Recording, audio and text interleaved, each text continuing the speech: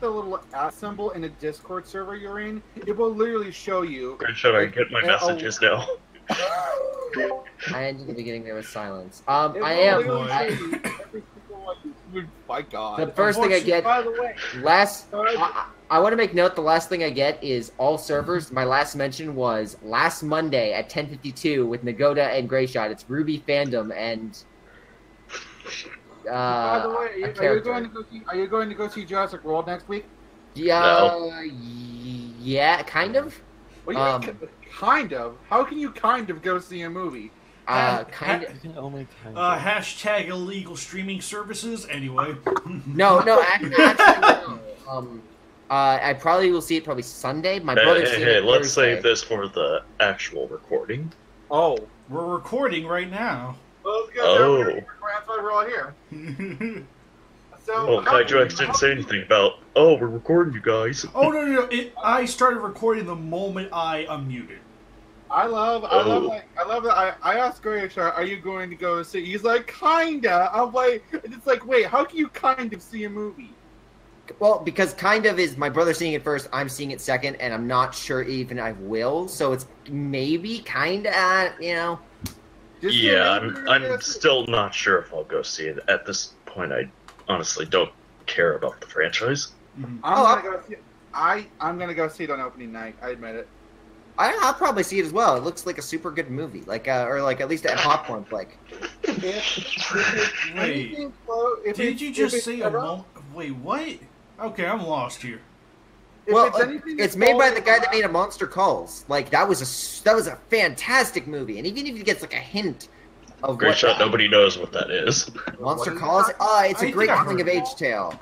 It's a smaller movie. It starred Liam Neeson and the girl that starred in Rogue One. She was the lead. She's in it. Oh, Felicity Jones. We're talking about Jurassic Park, Great Shot, not this Monster Call. The director of A Monster Calls made this, and that's why there's also more practical effects in this movie as well. Good. There's gonna be more practical effects in Fallen Kingdom. Good. Yeah, you can see like the T-Rex or when the guy gets roared at in the cage. That's all physical, and there's a few other shots. Yeah, I don't know. We didn't get to see the whole. We didn't get to see the whole Indominus Raptor though. We just kind of saw the mouth, which did look like an animatronic, but we didn't see the whole dino animatronic.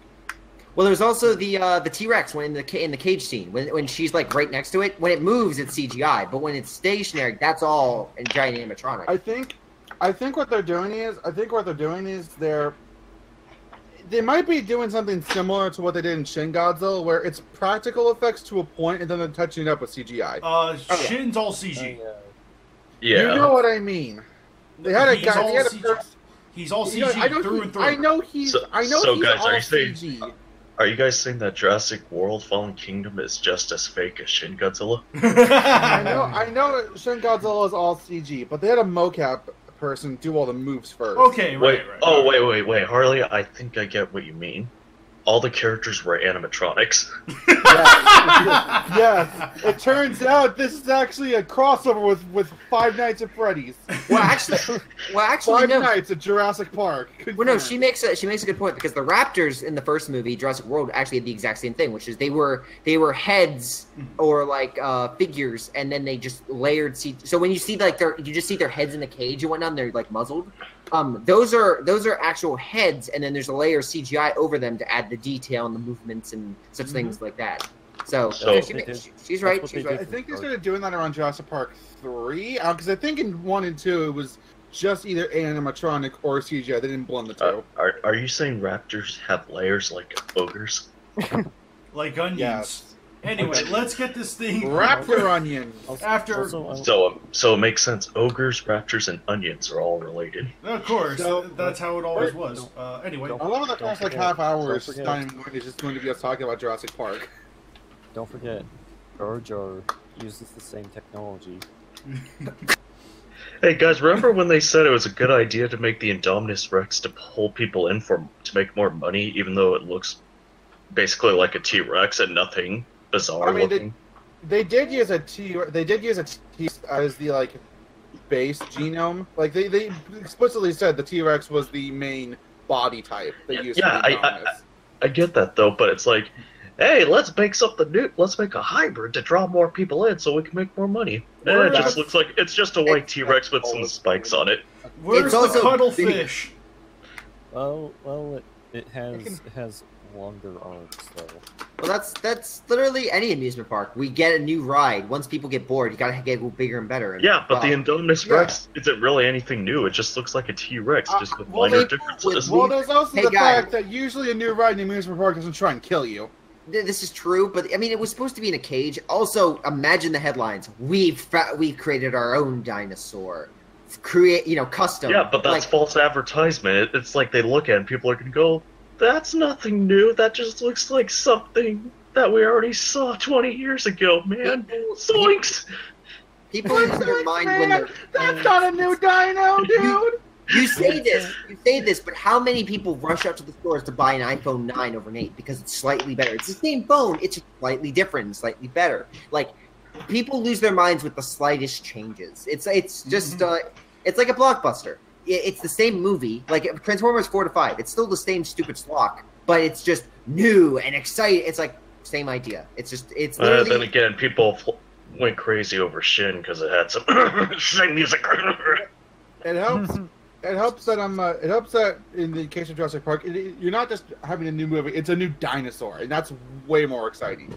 It's exactly. Cool that has dinosaurs as a thing. But of course, but my point is that it barely looks anything unique. If they're gonna want to do like a new, and besides, this is a fucking movie. I think you could break the rules a little bit, going, "Oh, people are gonna lose their minds over the littlest things." Oh, you. I agree with you. I think the Indominus should have looked a little more. It should have been make it incorporated more B-movie traits. kind of Here, guys. Like, it could still have the same body type as a T-Rex, but I think it should have incorporated. We're going in more circles. Let's get to the podcast. We're running in circles. Yeah, we've been on the podcast. At this point, last just put a 5 dildo minutes. on it. Okay. 3, 2. You're the one that listen. We have 3 hours to kill. We got. Yeah, I know. We got 3 hours. We got 3 hours. 2, 1. Right. Well, hello everybody. Also, I'd like to point out that if Grayshaw actually looks at the chat, he would be here for 3 hours. Oh gosh. Anyway, hello everybody. Welcome to this month's KWCC. I am your host Kaiju X, and with us today we have Grayshot 151, the KWC head leader manager thing. We have Joe, a writer, Harley, a writer, and Alex, our trashy verifier, who may or may not be 3 hours. 3 hours. What's going on? And today, we're going to be having a very special, we're not going to be doing the traditional, we're not going to be doing what we did last year with the, full week of videos and the podcast of the week. It's like, we're going to treat this more regular, with the exception of this sucker being 3 hours long. That's going to be our push, so... You're in for the long haul then, yay! Absolutely. So, as we all know, this month is a special month because it is the 3rd year anniversary of the KWCC, which launched, I think, roughly just 6 months after we assumed control of the KWC. So, I love the way you say that. Like, we assumed control of it. Yes, we assumed. You just yanked it from the previous owners. We pretty much did. It's like we went into their homes and slit their throats in their sleep, and then stole all their property. No. What we did is we went into their homes and we stole all the documents, and then we put our names on it, and it's like it's ours now. Go away. Right. And naturally, but also slit their throats. Right. And naturally, because it is that time of the month, and because we're recording it on the day of, Happy Father's Day to anyone with fathers or who is a father. So, My father doesn't like. Wow! No. And to all those of you who don't have fathers, just celebrate your forefathers. Just celebrate your forefathers. That works. That'll do. So anyway, to all those that don't have a father, say you do anyway, and see if you can get some free deals out of the deal. Right. Just what if you had 2 moms? Oh, good grief! That's a good point. Just pretend, just for the day, be like, okay, can one of you be my dad for the day? Just say one of them is David Hasselhoff. Yeah. No, just mail David Hasselhoff a Father's Day card. Yeah. Be like, Happy Father's Day. Love Hey. the son. I wish I was. And be happy that you didn't get thrown off the cliff by your father. Listen. That's how Heihachi's family just does things, okay? Sorry, little one. Alright, so... Long like- live the king. Well, as natural for the KWC front of things, we're going to be jumping right into the KWC match. We actually do not have that much to report as of now, and there will be a couple reasons for that. Our only real new KWC material is match 228, written by Landon Soto and the banner by myself. And the match I should have said first is Mechanicog and Godzillasaurus versus Maguma. So. Yes, the next match actually should be up in the next few days. It'll probably be up the day after this. Wouldn't that be recording. good? Wouldn't that be great? No, Wouldn't that be no. great if like we're at the 2-hour mark and it's uploaded and we have to do a quick? Oh quick my news goodness, update? that would be We great. do like 50 reads of it. Well, They're calling me. This is what you get. the reason I say this is actually Hello? spoilers. It's going to be Andrew and Harley's match, so Ooh. you know. Oh, I think I know Which what one? this is. One Yeah. of two of Andrew and Harley's Okay, matches. I'll be right over. Yep. So keep an eye out for that one. But yeah, this has been my bad for this month because I've been swamped at work. So Considering the recent trend, when you say I'm one of Andrew and Harley's matches, there's a reason why I asked which one. Uh-huh. well, this one I will say keep an eye out. It features one monster that's pretty much a staple for the KWC and one that's relatively new. So newer. But yeah, no. That's Otherwise, what to match she said. 228. While you guys do that, I'll be right back. I'm gonna go get some hot wings. Alright, gotcha. Yes, we got Landon Soto match with Andrew again making the banner for this one. Mechanicon and Godzillasaurus versus Maguma. Mhm. Overall thoughts. I like the way all the monsters were introduced. Godzillasaurus seemed like, hey, we need. I want to make a Godzillasaur match. This monster could be any monster, but I'm going to make a Godzillasaurus. I was also kind of weird to see Maguma so strong, quote unquote, like actually given a threat. But otherwise, it was good. It was good. And I don't think it did anything too unique, but I don't think it had to. I think this was a good Godzillasaurus match, and Henny Kong had some good highlights. Maguma was a tank, which was a very interesting read. And yeah, solid match. I honestly have to concur here. It's like, it's just fun for what it is, but it's not anything that's like, oh, groundbreaking and exceptional. It's just kind of like, oh, you know, it's what you would expect. But if you enjoy reading, you know, just monsters beating up monsters and Maguma kind of being a badass, by all means. I think this one might be right up your alley. Definitely concur with that. What about you, GVZ? What are your thoughts? Well, I'm gonna be honest. I forgot to read it again. And I just want to let everyone know we have the most competent staff out of any staff in the world. Yes. I haven't read the past 2 or so matches, so I didn't get to edit much of the monster statistics thread. I think it was only the loss thing I didn't edit, but I think everything else should be up to date. Yeah, cool. I like the banner though. Yeah, the banner is very interesting. I like the element X is very interesting in the front. I just like the idea that everyone's staring like Mechanicon staring at it, Maguma staring at Mechanicon, Godzillasaurus just like, huh? Like just staring over at Maguma. I could totally see it. Honestly, like if we're on the topic of the banner real quick, honestly, this one was a hard one for me to like, you know, just create a good situation, because I was trying to find a good one for Mechanicon facing the back, but it just wasn't looking good. Then it was just like, you know, it's like, where am I going to put Godzillasaurus? Where am I going to put Maguma? And the one good picture I could find of the background was a daytime area. Like, that was the best one I could, like, it's like, oh, I can manage this. but at the daytime area. So I was like, crap, what am I gonna do? So I just wound up, and I had to work with the water the Godzillasaurus is stepping on and make it like solid ice, so it's like cracked ice that you could see right there. And then Mechanicong's looking at the Element X crystals, which I just kind of tinkered around with a lot in Photoshop, and then honestly, I think the one I'm most happy here is Megumo barreling down the slope with all the snow dust and whatnot. I really love the way that turned out. Otherwise, though, I will say it's probably not one of my personal better banners, but it's all right for what it is. It makes sense. What about you, Architect? What are your thoughts? Your mother. Minus those thoughts. Well, my thoughts dwell on your mother. Anyway, I just come back and I just hear you go, and your mother.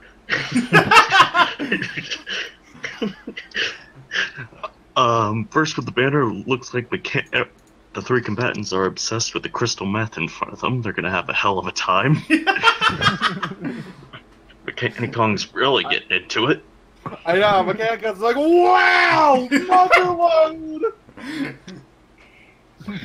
There's like Godzilla looks like he's kind of wandered in from the back by accident. He's like, oh, sorry, guys! I woke up late. I just opened the door. What's up?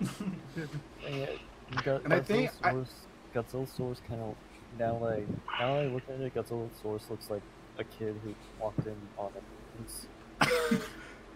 Truthfully, Megumo looks like he's being buried in an avalanche. He's like, ah!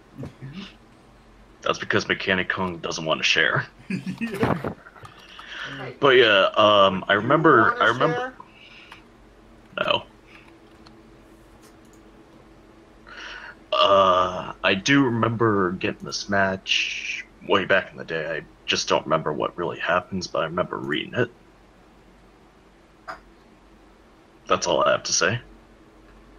I just don't remember what happens. Alright. Another little tiny fun fact about the banner. Godzillasaurus' little opening door, that is the same sliding door used in Zone Fighter. Like, that's the one Godzilla comes out of. Wow! I thought that I just thought that was a wall vagina.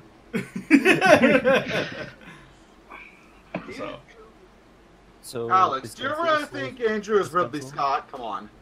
Is Godzillasaurus renting Godzilla's apartment? Yeah. After it froze over. No. See, Godzilla froze over, and Godzilla was like, well, might as well see if I can rent the place out. It's not going to be good till summertime. And Godzillasaurus was like, I'll take it. And Godzilla was like, wait, you'll actually take it? He's like, yeah, I could probably get in there. That's never mind. That just sounds wrong. And then Godzilla was like, sure, you know what? If you can get in there, you can have it for free. And then against all logic, Godzillasaurus pried the doors open, and Godzilla's like, well, shit. It's yours then. Harley, after that comment about the wall vagina, that just sounds wrong. Like, it's really sexual. Like, Godzilla's letting Godzillasaurus go to town on that poor wall lady. Listen, man, you gotta earn money somehow. And if and her legs are already going to be open. I like how you said Godzilla had to pry it open. Like, she literally moved her legs out of the way. Yeah, move, lady! I gotta get in!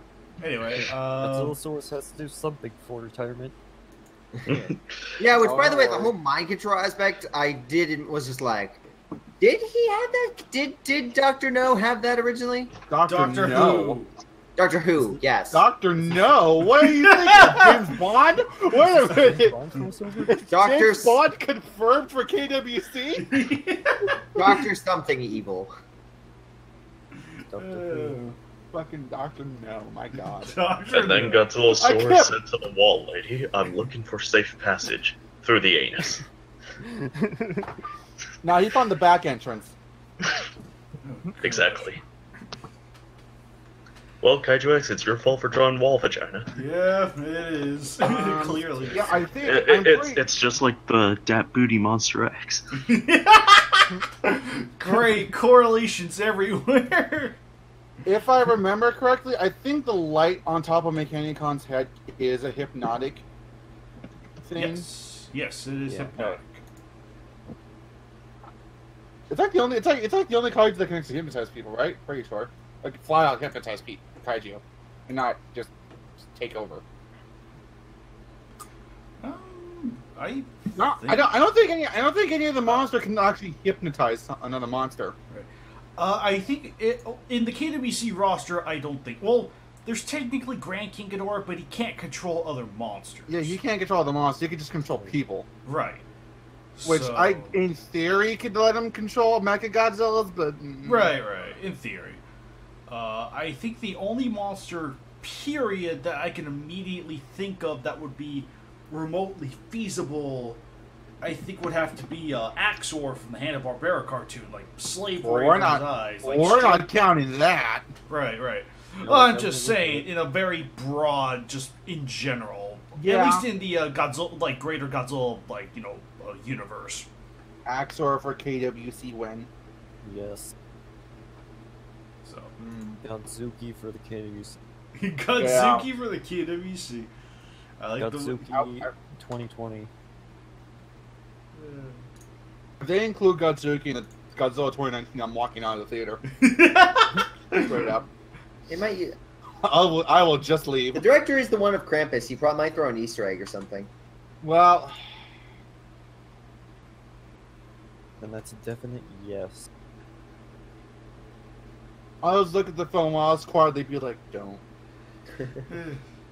Suki 2020. Yeah, no. Otherwise, does anyone have any final comments about 228? Or yeah. I'm happy to see. I'm happy to see Blubber. I'm happy to see Mechanicon and Maguma get another match. Totally. Yeah, that's definitely a nice little refresher right there. Just Mechanicon and Maguma getting another match after. Oh gosh, it's been a while. It's been a while. Holy shit! Someone else wrote Godzilla Source besides that one person. Well, okay. Yeah. 224 was Mechanicon's most recent match, so he's gotten a little bit of light, but Maguma hasn't been seen since 186, so. Yeah, it's since my match. Let's see. How many more do we have left? For what, Godzilla Source? Yeah, just quickly checking in regards to the Godzilla Source matches. Because I know there's at least two. Let's see. I know that because I wrote them both. I helped write them both. There should be like 3 left. Grayshot looks into a vault of Godzilla Source, sees none. I know for a fact there are at least 2 Godzilla Source matches up because I co-wrote them both. Yeah. There are at least 2 I more should know that. Right, I'd be really concerned. I could be really concerned if they're like, no. Well, actually, right now I've got one with Andrew, you and Harley, and it's one with a whole bunch of monsters. Then there's one the other from one. Titano actually has a submission. Oh wow! What a surprise! Is it Godzilla Source versus Kappa? Well, what about Kappa, you guys? Oh gosh. Anyway. Why are we getting rid of him? Everyone loves Kappa. I never even heard of Kappa. Exactly. I don't like it now. Nobody gives a shit. Goodness. What's Kappa even from? Now that I think about it. Kappa. Yeah, I think it's just I forget what the American version of the Kappa, the Trippian monster. Yeah, like Kappa the Trippian monster or something like Wow, that sounds awful. It is. I gotta go see it one of these days. It's not. It's a monster with Godzilla's atomic ray, essentially. Uh-huh. They literally copy the exact effect. Well, I'm not surprised. And it basically kind of rips off Gorgo. Yeah, I was about to say it's. If you're gonna rip off a movie, rip off a good movie. Oh. They ripped off a movie that was in that Mr. Sense 3000. Ouch. Gorgo is a great movie. No, it's not. It's shit. I know. Great shot. If it's in Mr. Science Theater 3000, it is not a good movie. I know. I'm joking. Oh, It is a universal classic. Among Mystery Science Theater. Right. Very much like the original Young Gary is a classic on the new Mystery Science Theater. That's kind of the exception. Young Gary is the best movie ever made. It is the only other movie with guts to recreate 9/11 with an alligator. That's one way of phrasing it for sure. I still think it is a crying shame that MST3K has not done the Giant Claw. Didn't they do Godzilla versus the Sea Monster? They did Megalon and Sea Monster.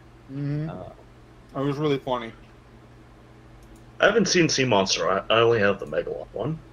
I can give you the Sea Monster one really easily. Oh, if neat. you want. I'll think about it. All right. Okay.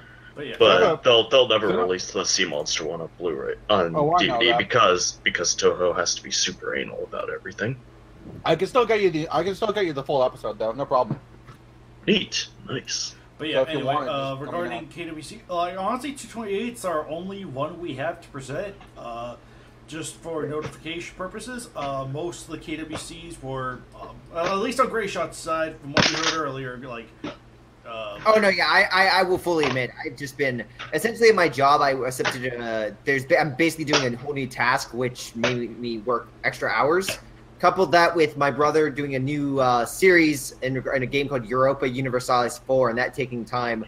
And the fact that my girlfriend just got back from New Zealand, I have had like minimal time. So tell all of them that KWC is more important.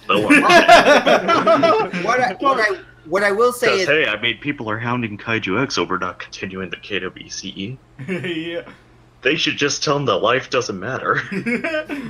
Well, hey, listen. What I will say though is, in response, 1/3 or 230 onward are going to be all new writer matches. They're going to be so from 230 onward are going to be. I'm going to take a slight break from Godzilla Source since I only have a few left. All right. Because I've got some. Let's just say this.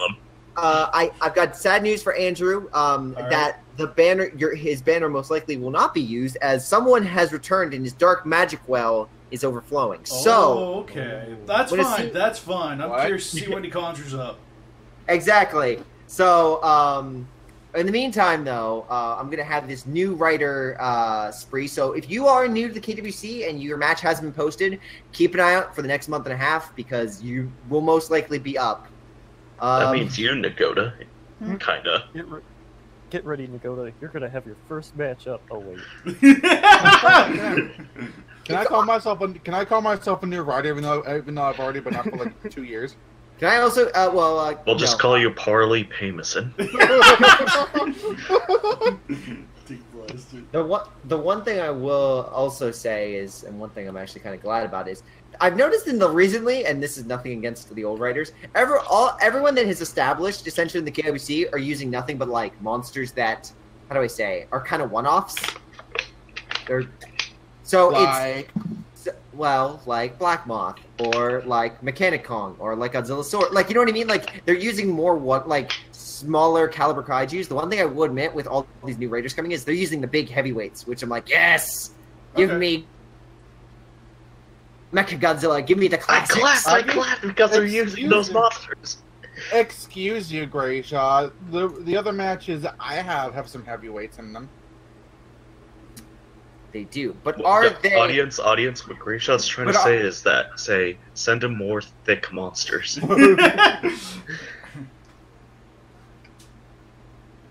I actually just submitted a match recently, so Andrew, you might be getting that soon from Spanish Bulldog. Ooh, alright, sweet. Very good. Very good. But anyway, yeah, honestly, that's kind of exciting to hear. Just, full of, with 230 beyond, or 230 for the next month and a half being predominantly new writers, honestly, I'm looking forward to it. I'd really like to see how they fare. Yeah, last note, and this is for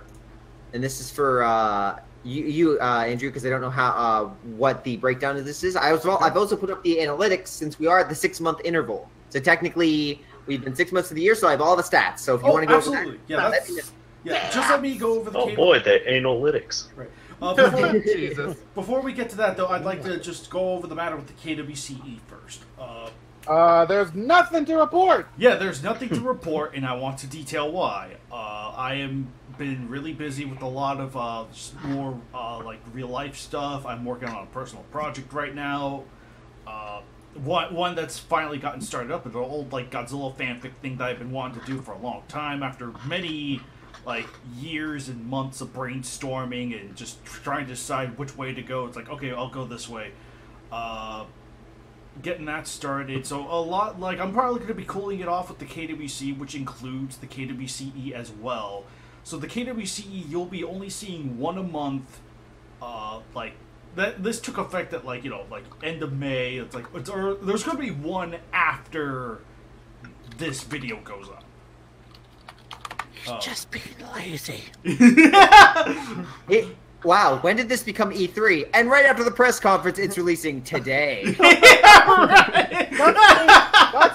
That's basically Capcom's strategy for Monster. Like, they announced Lunastra, they're like, by the way, Lunastra, we're announcing it. It's coming out tonight. Get prepared. Drop the mic.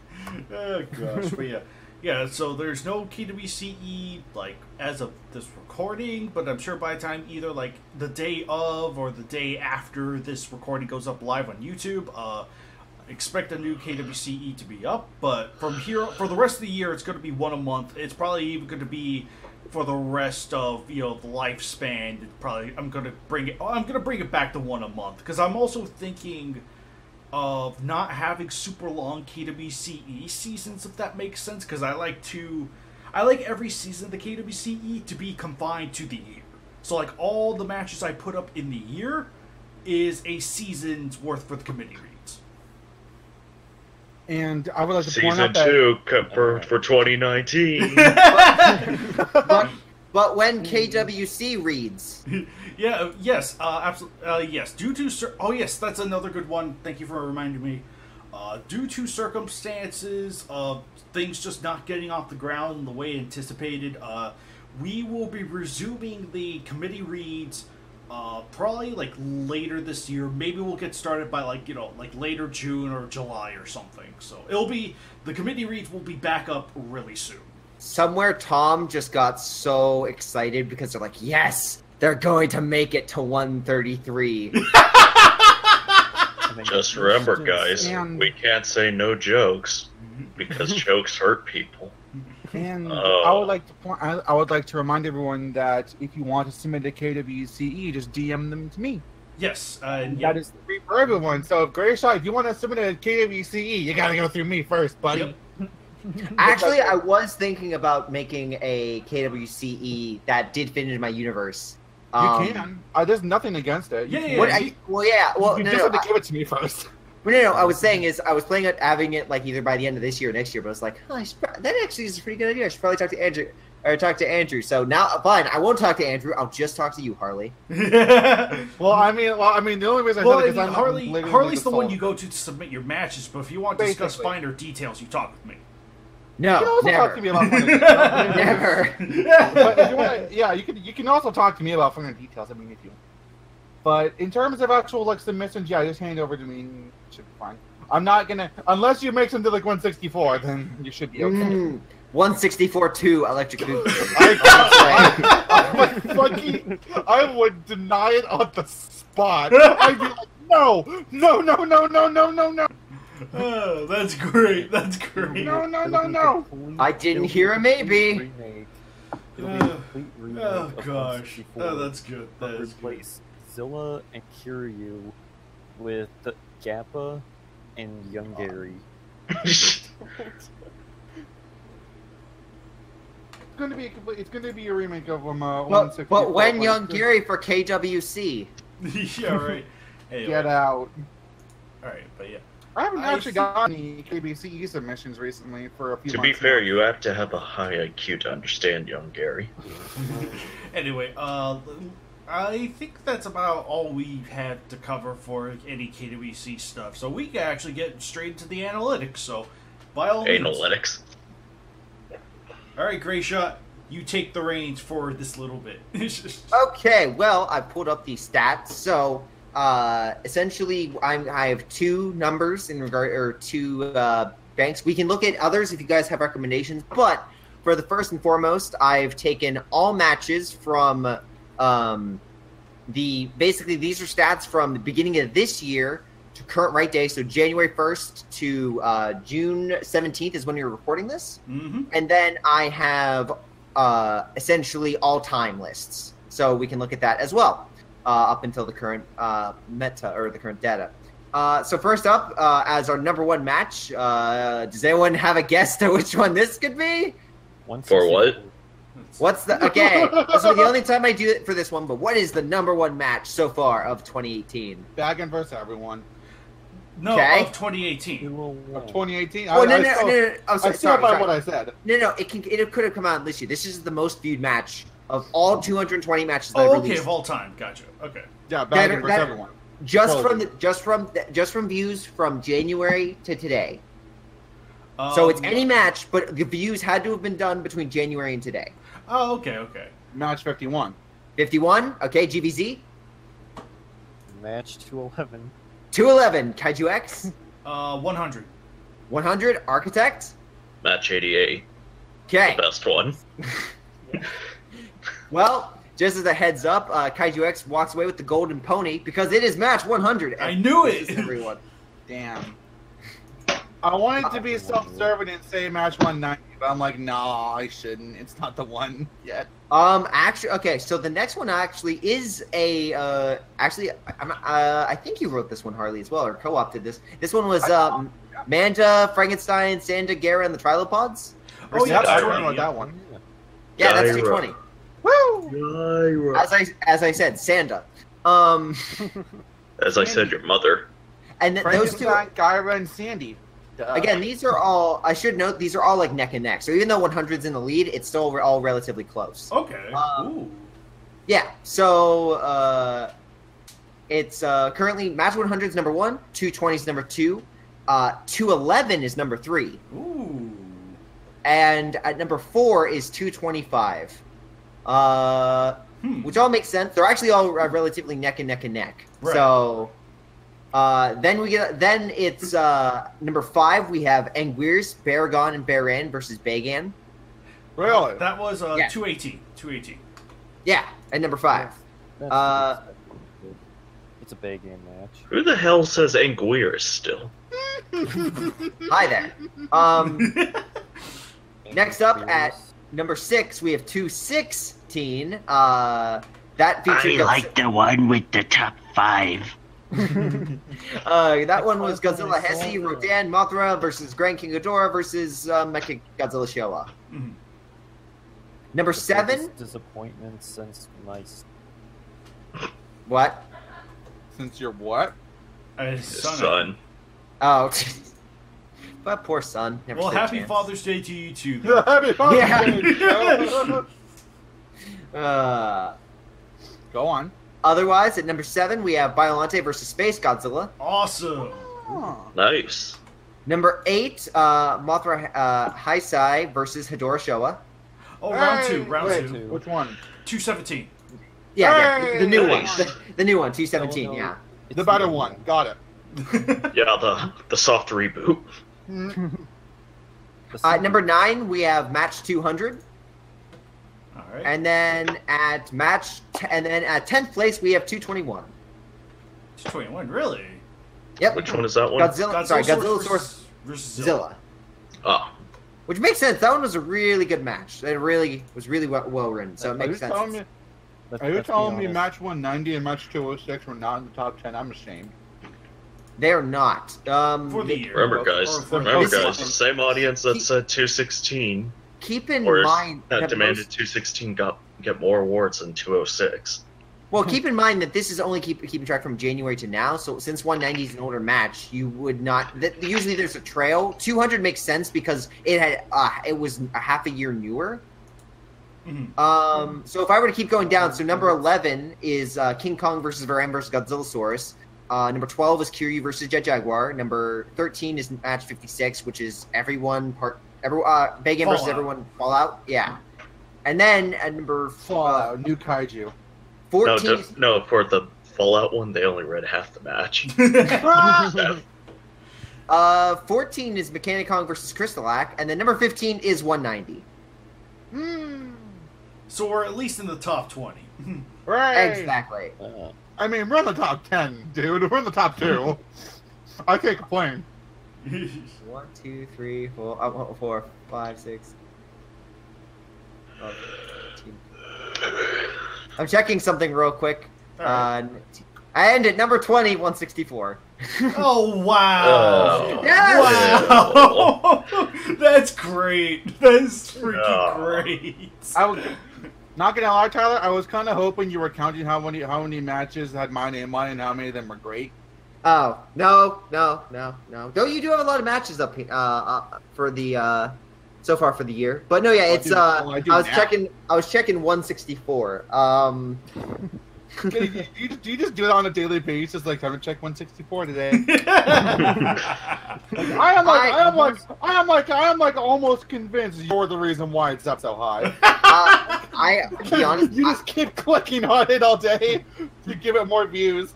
No, I go by unique. So that it doesn't. So 216 wasn't unique at all. unique entrances. So in Google Analytics, you can look at different.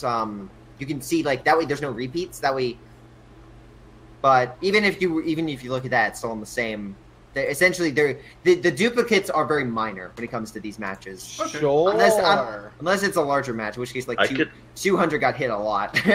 I could see Grisha trying to acquire all the Infinity Stones and then snap to make everyone love match 164. They all called it trash. I'll show them. Hey, we have evidence. Anthony even said he quite enjoyed 164. That's just one person. So does that mean you would throw Arbok off the cliff to get the Soul Stone? That's why he doesn't. Tempting. Gracious, here's the thing. Anthony, did he actually read the entire thing? 'Cause I'm not Yes, sure. he did because he broke the site with 164. Oh, you mean to tell me he read it so much he broke the site? No, you weren't here. So when we had Anthony on, for those that listening, I'd recommend checking that podcast. That was check out last month's podcast for more information. Exactly. Poor kid.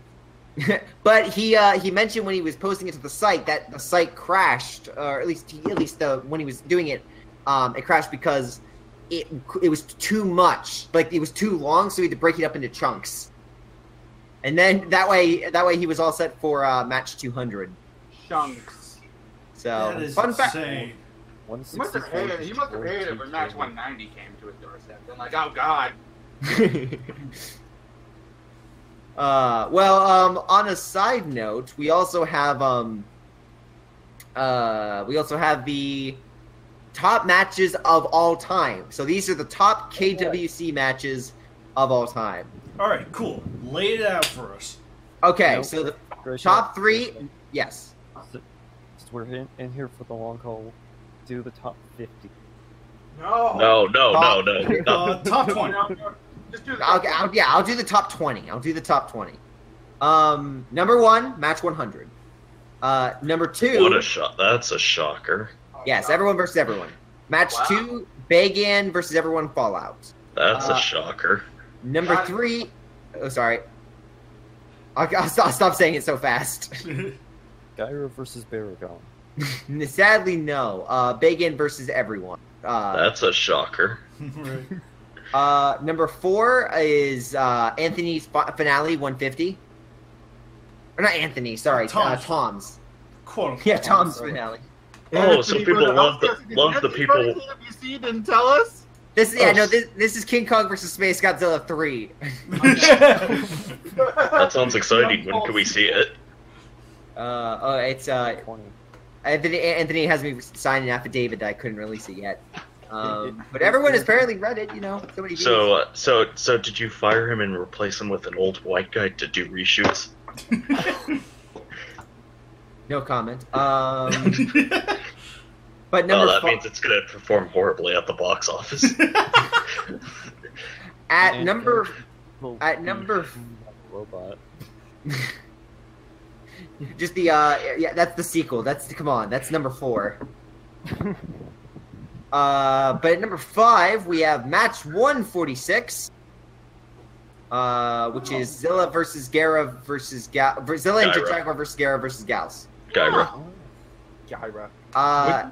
Would you say Gira? I say Gyra. Gara. I just say Gara. I'm used to Gyra. Gara. Gary? Did you say Gyra. Gary? Gara. Sandy and Gary, the Colossi, you know. Sandy and Gary. At number 6, we have 164, avoids tomatoes. At number 7, we have match 1. Really? Wow, that's a Really? okay. Alright, sure. I get that. At number 8, Fair enough. One. yeah. At number 8, we have Godzilla versus Godzilla Legendary. That 160, that makes sense. Yeah.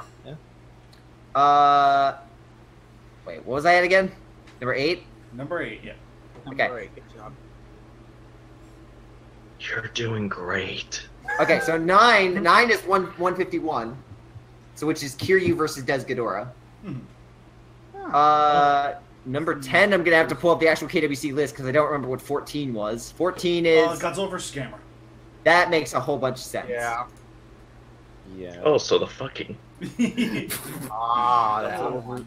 Godzilla versus Gamera. The fucking Yeah. number 11. Number 11 is match 143. 143. That one is Destroyer versus Baggin. That makes Oh, that's a good one. Really good one. yeah. Yep. Number 12 is match 38. Oh, that one was the Battle of the Four. Godzilla versus Ultraman versus King Kong versus Where Scammer. Kong shoved the Tokyo Tower up his ass. That one, This- yes. That one. Yeah. And he came out of nowhere and the victory. Yeah, he wins by dying. I was gonna Yes. say, I don't think Kong did anything in that match that I remember. He's gonna sat there with a tower up his ass. Well, at number 13, we have match 135. That one was a. That was Oh, yeah. Godzilla, Hesse, Godzilla Jr., and Anguirus and Gabra versus Iris. Oh, that was like one of your first matches. That was my first. That was my first match. A lot. And it all went downhill from there. Back when Grayshow was an intern. But next up, we have match 133. Oh yeah, that's the Ew. Mechanic-Kong one. I can't tell you which one is worse, that one or 164. Well, that one at least has a proper placement. In Wait, which one had everyone's the proper? hearts. In everyone's heart. 33. And that was 14. So at number 15, we have match 140, which was Godzilla Hesse versus Obsidious. That's a Oh, okay. Interesting choice. yeah. I guess just because it was part of a building story arc, but that's to me that just rubs off as a random one to have. Yeah. I think it's because it's Godzilla fighting Obsidious. That's true too. At number 16, we have match 141, which is Ghidorah versus Ebra. Okay. Oh my goodness! Okay. Oh, the finale. Yeah, the The first, finale. the first and last match of 2014. Oh, The People just reread that one. These have to have changed, right? I don't remember this one being on the list last time. I don't remember it being up there either. Maybe ever since we started talking about it as the legendary freaking KWC killer. I don't know. it's one of the horsemen of the apocalypse. They gotta. Maybe that's why match 164 is so high up. We keep talking about it. Someone's like, I gotta see what this is about. Maybe. It's the greatest irony of all. We damned us. Keep going.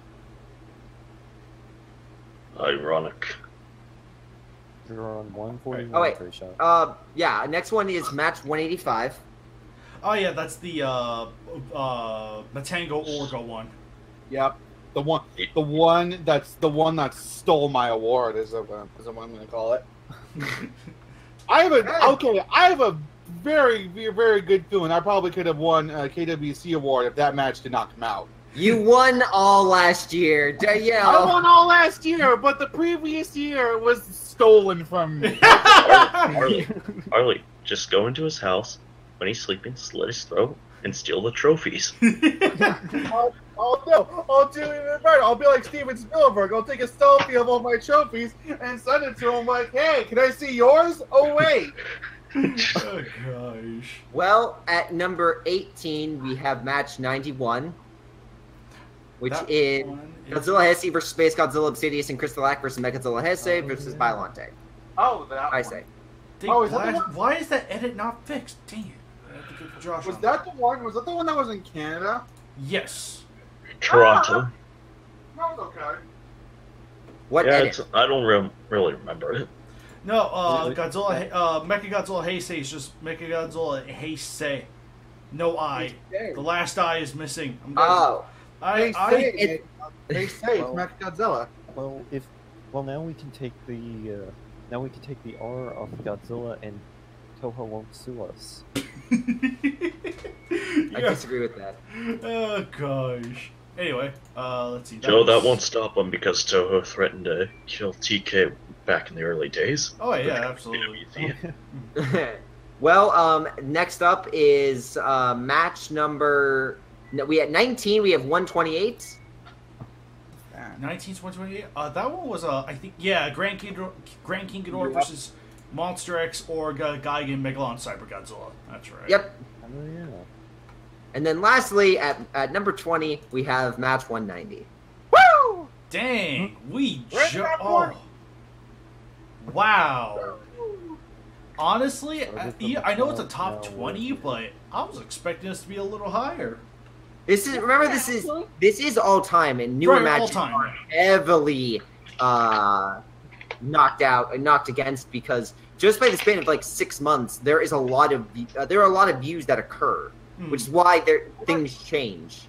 I like to point out the fact that we're even in the top 20 of all time is pretty good. Oh, that's true too. Like the fact that people have seen us enough to warrant us to be in the top 20, even if we're literally number 20, is good. Absolutely. Which means we need to make more. More. Don't worry, Harley. There are more. More will come.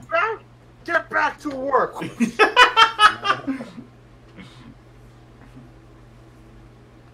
Yeah, but again, in time you'll get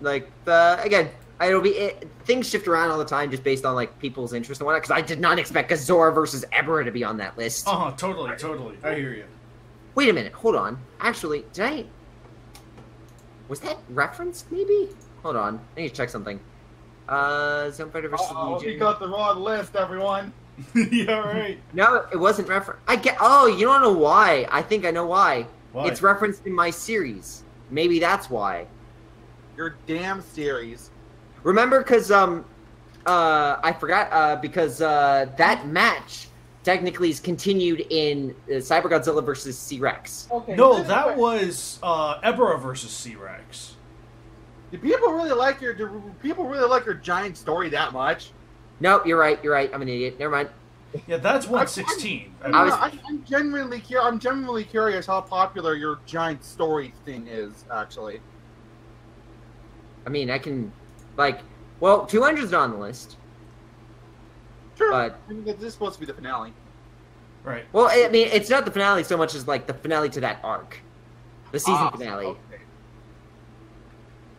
Because I mean, it's still going. We still had 225, which continues it with the side story with Mendel. Hey, shameless plug. Yeah, 225, 211. Yeah, those continue. So. Yeah, it's still And going. Garfield getting added to I the did arc. actually. By the way, I will say, Grayson, I did actually like having Mendel be part of the Mechagodzilla project. I do like that. Yeah, it was again a bit of a side story, but I thought that was a nice use for him because he's just been kind of there, truthfully. it actually kind of worked out perfectly because Anthony apparently, because it also uses the crew from Godzilla Legends number 4, and Anthony was a fan of that one, so it was a perfect timing in regards to that when it posted because he was on the podcast for that one. You know what Tom would have done? Tom would have had Nigel be Mechagodzilla. You know he would. Yeah, because remember, Tom is the exception, not the rule. You want to tell me he wouldn't have done that? I guarantee he would have if he thought of it. Well, I mean, I'm perfectly fine with the bending of the rules as long as it is within like, for instance, if someone were to, if a Titan were to turn into Jet Jaguar and the whole franchise, yeah, that was a great time. You're right. You're right. That I wouldn't. Remember how we had Mech Kong called Prometheus in the King Kong Escapes movie? That was a great moment. No, Alex. Nano machines, son! Oh yeah. As a counterpoint to that, I will say like a good use of like a character that wasn't a monster churning would be, for instance, if let's say a Titan were to eat Eren Yeager, and then you could technically use. I'm just saying, like a random Titan ate Eren Yeager. Who's Eren Yeager? He doesn't know Attack on Titan, mate. Oh, it's the Rogue Titan. Because Rogue Titan, in the Titanverse, if a Titan eats like a special Titan, which is like the Rogue or Colossal, they become the Titan. So technically, if like some random person in a Titan that was a Titan ate another Titan, then they technically could be the Rogue Titan. Right. Like I'm perfectly fine with that if someone were to write that into a story. Like that's a fine use of a new character incorporating a monster. I would not accept someone else becoming like Zone Fighter because that just makes no sense. But Randy becoming Jet Jaguar makes no goddamn sense. You're right. That's why I'm saying like it doesn't work for the character. There's no. Then why'd you let it in? I didn't. I think Tom shot it straight to Anthony and didn't go through Tyler. I think that was the situation. Either that or I got it and I passed along and I was just like, it's Tom.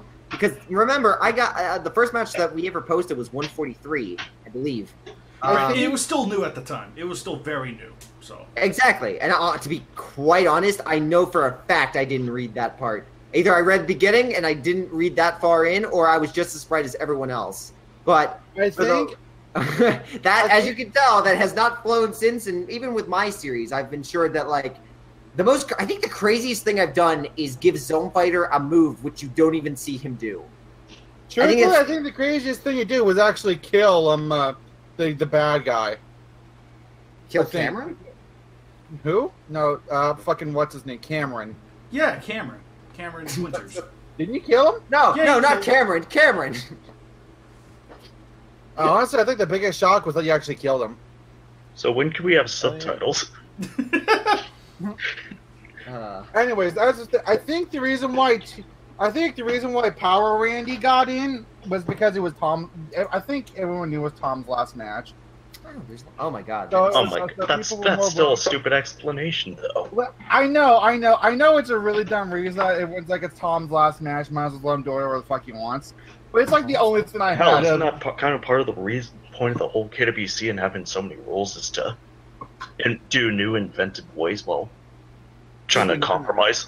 And that is what my series has ensured to do. Exactly. That's what Andrew has ensured to do. Yeah, and that's why I completely respect that. But when you let someone, regardless of what power they hold, do it, then everyone's gonna everyone's gonna be expecting. Well, why can't we do it? And to be honest, you can't blame them when one person gets to do it.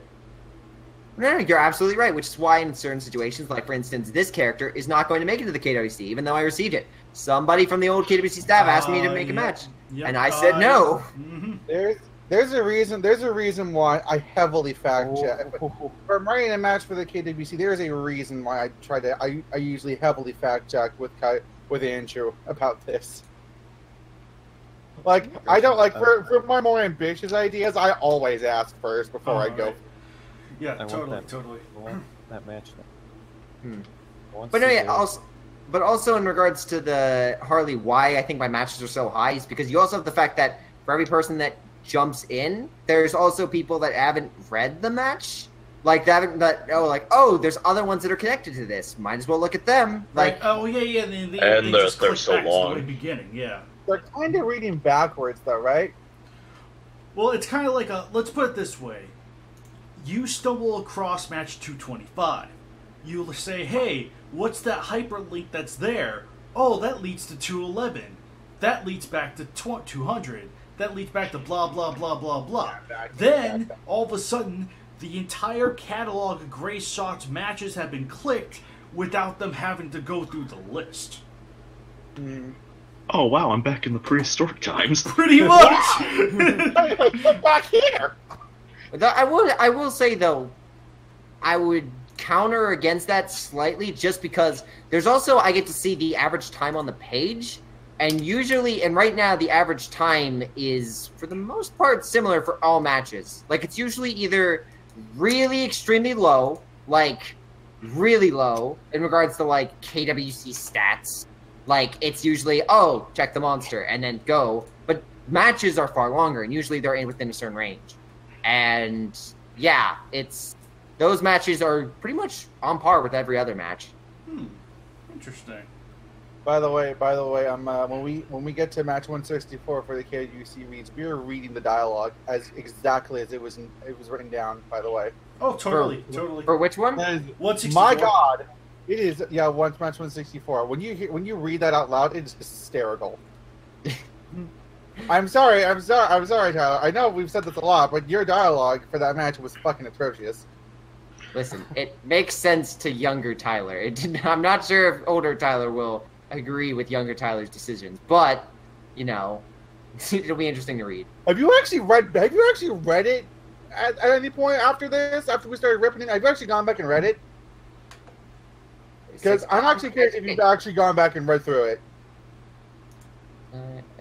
I honestly have not recently. I've read I've read a few of my other matches, but I have not gone back to that one. I reread. I usually just try to keep focusing on like newer matches because like the next one that I have. Oh my God, the next one I have, there's two matches I'm working on right now, and I'd rather not focus. I usually only go back for like certain details just to make sure keep my story straight. Yeah. What's the problem, Hefe?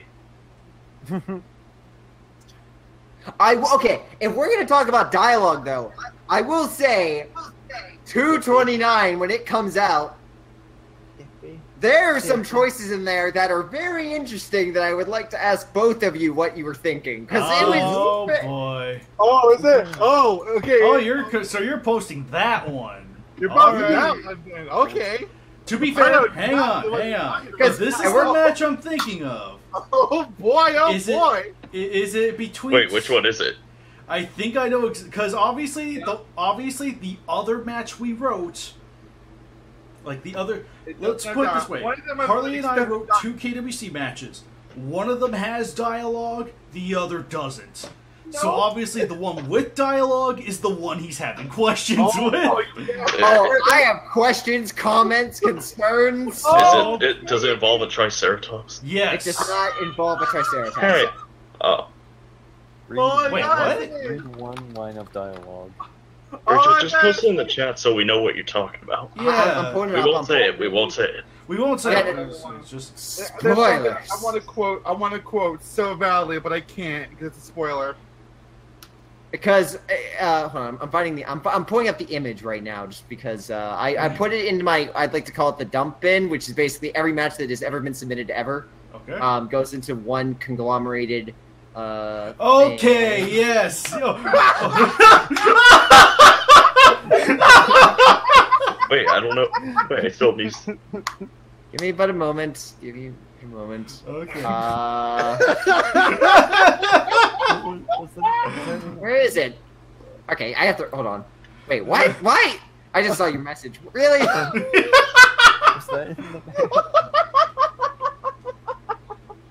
God damn it! I want to know the joke. Don't leave me hanging. Oh. Hold on, let me pull up. I'll let Greg show what he wants to do first. I guess we know how it feels for people who don't know about the KWCC to read the April Fool's Day match. I'll let Gray shot. Give me a second to find it because it wasn't in alphabetical order, so I have to go through each one. Hey guys, remember Moonmall, where GBZ, Harley, and Nagoda go? Wait, where Joe, Harley, Nagoda did what? It was basically it was a sequel to the April Fool's match to explain why they weren't there. Yeah. Oh jeez. What are we doing? They go to Moonmall. Oh lordy, that's I couldn't resist. I'm sorry. Yeah, that's too good. I'm sorry. That line is too great. There's a reason why I included it. Oh, absolutely. Yeah, there's a lot of, believe me, a lot of the. Unfortunately, it requires a lot more context to understand it. And I'll admit, the match is based on. Oh, that one. Oh, that one. I forgot about that one. Oh, Yeah. crap. That one. Oh. Yeah. Okay. There's I'm actually going to need a refresher on that one because it's been. Yeah, I kid remember you that not, much I either. had to add dialogue because there's a moment. Okay, I'm no spoiler. Rachel, why'd you post match 164 in the chat? But there's literally a moment where a character is introduced and explained without any reference in a single sentence. It's like, "Hello there, hey, welcome," and this is this person, and it's just like, what? What? Wait, when? Okay, where? I am I- really gonna need to look at this thing. Like, it's been a long time since I last looked at that match. So honestly, I am not. Okay, I'm gonna need to look through that one again. I totally forgot we even wrote this one, Angel. Well, Which so guys did I. wrote- So did Which I. guys wrote it? I completely forgot about this. They wrote it a while back. Back in 2017. I received Well, it. that wasn't that long ago. I honest to I was God, expecting like 2015. yeah, I honest to God thought it was I was the expecting one fucking last 2000. dinosaur. Uh, No, I think it was 2018. 2018. Dialogue in that, Well, right? so Yeah. there's a very strange arc for one of the characters, which I was just like, this feels like this is supposed to be aimed at me, like specifically my series of matches. Oh But no! I don't feel like there was a certain subversion of expectation that was supposed to Oh, okay, Ryan really want to Johnson. establish Yeah. there, but I know roughly. I remember roughly what happens, and I know we Like- were- here, I'm just gonna post again. I'm just gonna post 2 paragraphs. You guys can read it on your own accord. But this is Okay. what I had to extend this a bit because it was just like. okay. Let's see. But no, otherwise expect. Oh, that! Okay.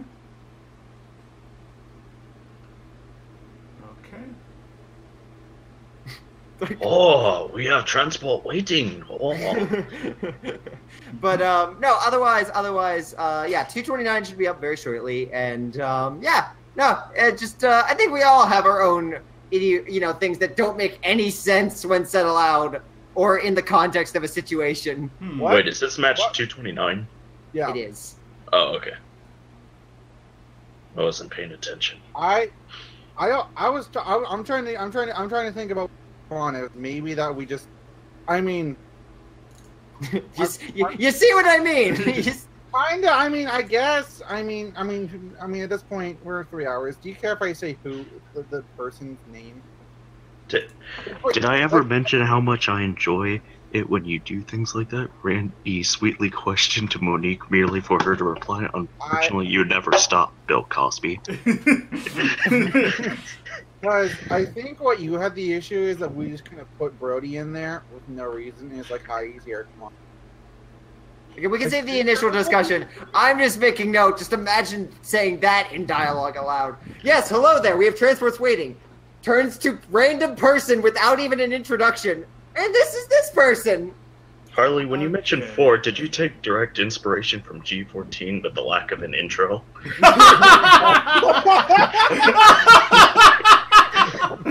Okay, that's pretty great. That's pretty great. Truthfully, I was like, okay, he's probably not gonna bullshit. He's like, we have transport waiting. This is But the bomb why? guy. There's no reference for him. It's like, Brody? yeah, there's no reference to mention this person at all. Why would this information need to be passed to these characters? It's just like, this is important person. Here you go. It's just like, huh? Okay, I I see literally- what you mean. I think I see what you Okay. mean. It's just like, it's literally a point the finger at this direction saying, oh yeah, this guy's this guy, not literally introduce anyone else. Yeah. Without any reference to the rest of the team. It's like, there's like, I imagine like 12 guys. Hicks points to one like, did you meet this guy? And everyone else is just like, Okay, I can see how that could be an issue. Okay, Look, yeah. and everyone else is just like, oh, I guess this is why we should have got him on the first birthday. He doesn't introduce us to his cool Truthfully, friends. I was actually working on the assumption that Hicks just brought Brody. Like he did bring it. He's like, this guy is the bomb guy. Yeah. Like I should have probably made that more clear about the reason why Brody specifically chose it was because of the 2014 event. But I would just like to make note: if you're going to open 164, I will bring out my own cannons. Hey! This is still better than 164's dialogue. I'm gonna let 229. Don't you, Mister? You haven't gone read it. In regards, I have read this one. And in regards to the plot, You've read I this one. would You have not dare read say, the wrong. I dare say the plot to this one is not as good as 164. Free shot 151, June 17th. Excuse you? Not as good, my ass. Guys, gonna say- why are we having fight when they could both love each other? Okay, guys.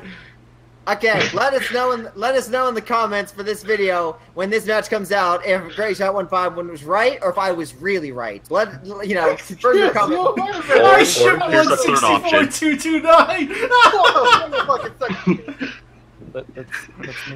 Let's make the topic on TK, which is worse, 164 or 229. Wow! I think people are going to say 164 just for Yeah, the they're gonna say number. 164. Because here's the thing, though. Tyler. They see Iron Andrew's name and then go, "Oh, this is going to be quality." I don't know. They instantly know when they see us together, they're gonna get something good. Have we disappointed before? I mean, so you're pulling a Steven Spielberg in Ready Player One? Oh, Steven Spielberg, great director! Oh my god, the movie. Here's the thing, though. I'm gonna pull a Steven Spielberg. No, Grisha, that was you with 164. People were expecting a decent match, but then it became like Ready Player One.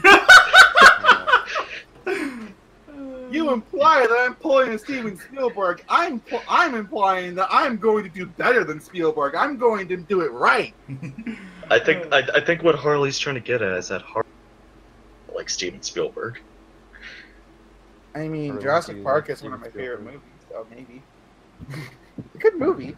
Yeah, but he directed the shitty sequel, or one of the shitty sequels. Okay, yeah. Okay, yeah. I wouldn't say Jurassic Park. I wouldn't say Jurassic Park 2 was that bad. It had moments of mild amusement. Yeah. Deep It had Jeff Goldblum. Goldblum. That's a plus. Goldblum's acting was really good in that movie, truthfully. The only decent sequels was Jurassic World. Oh, okay. Yeah. But Hey, then you Because it wasn't ass running in the forest going, Billy, have you found my kid? Billy, little girl, Billy. Okay. Yeah, Christian, were there any other... Was in the fucking park. I It was had people there.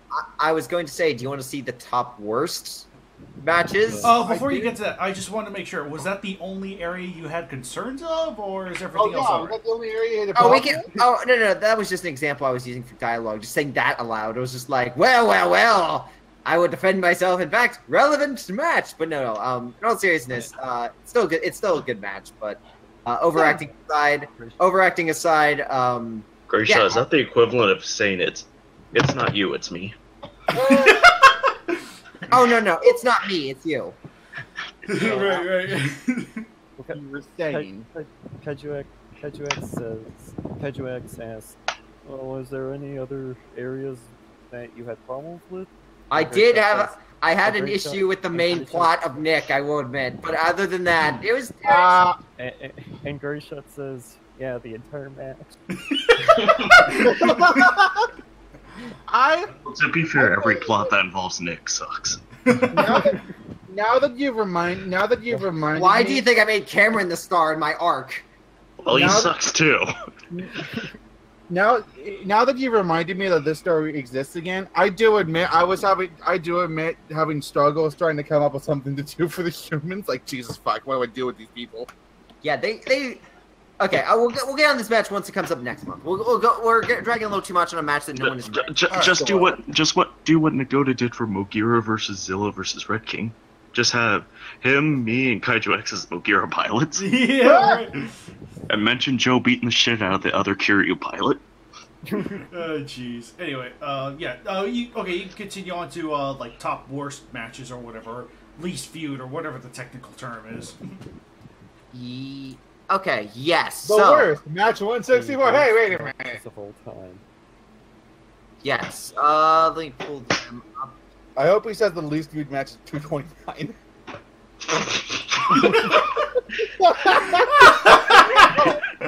It's like, well, you're not wrong. Oh, what's this wrong? No, this is. Is there two of them? Hold on. I'm currently pulling this up, and something seems a little off. So. Difficult. Harley, Kaiju X, I just want to say, don't feel bad about Great Shot ripping you a new one. He thought Justice League was funny. Really? Wait a minute. Hold up. You told me that it had one funny joke. It had one. He also said he liked at that than Thor Ragnarok, which was an actually good movie. God damn. Thor Ragnarok was okay. funnier. What's worse? There was What's one worse? joke. Him thinking Justice League was better than Thor, or him thinking Pacific Rim Uprising was better than Rampage? Because they're both pretty shit opinions. I will stand by Pacific Rim Uprising. You will stand by being wrong, but it's like. But I will stand.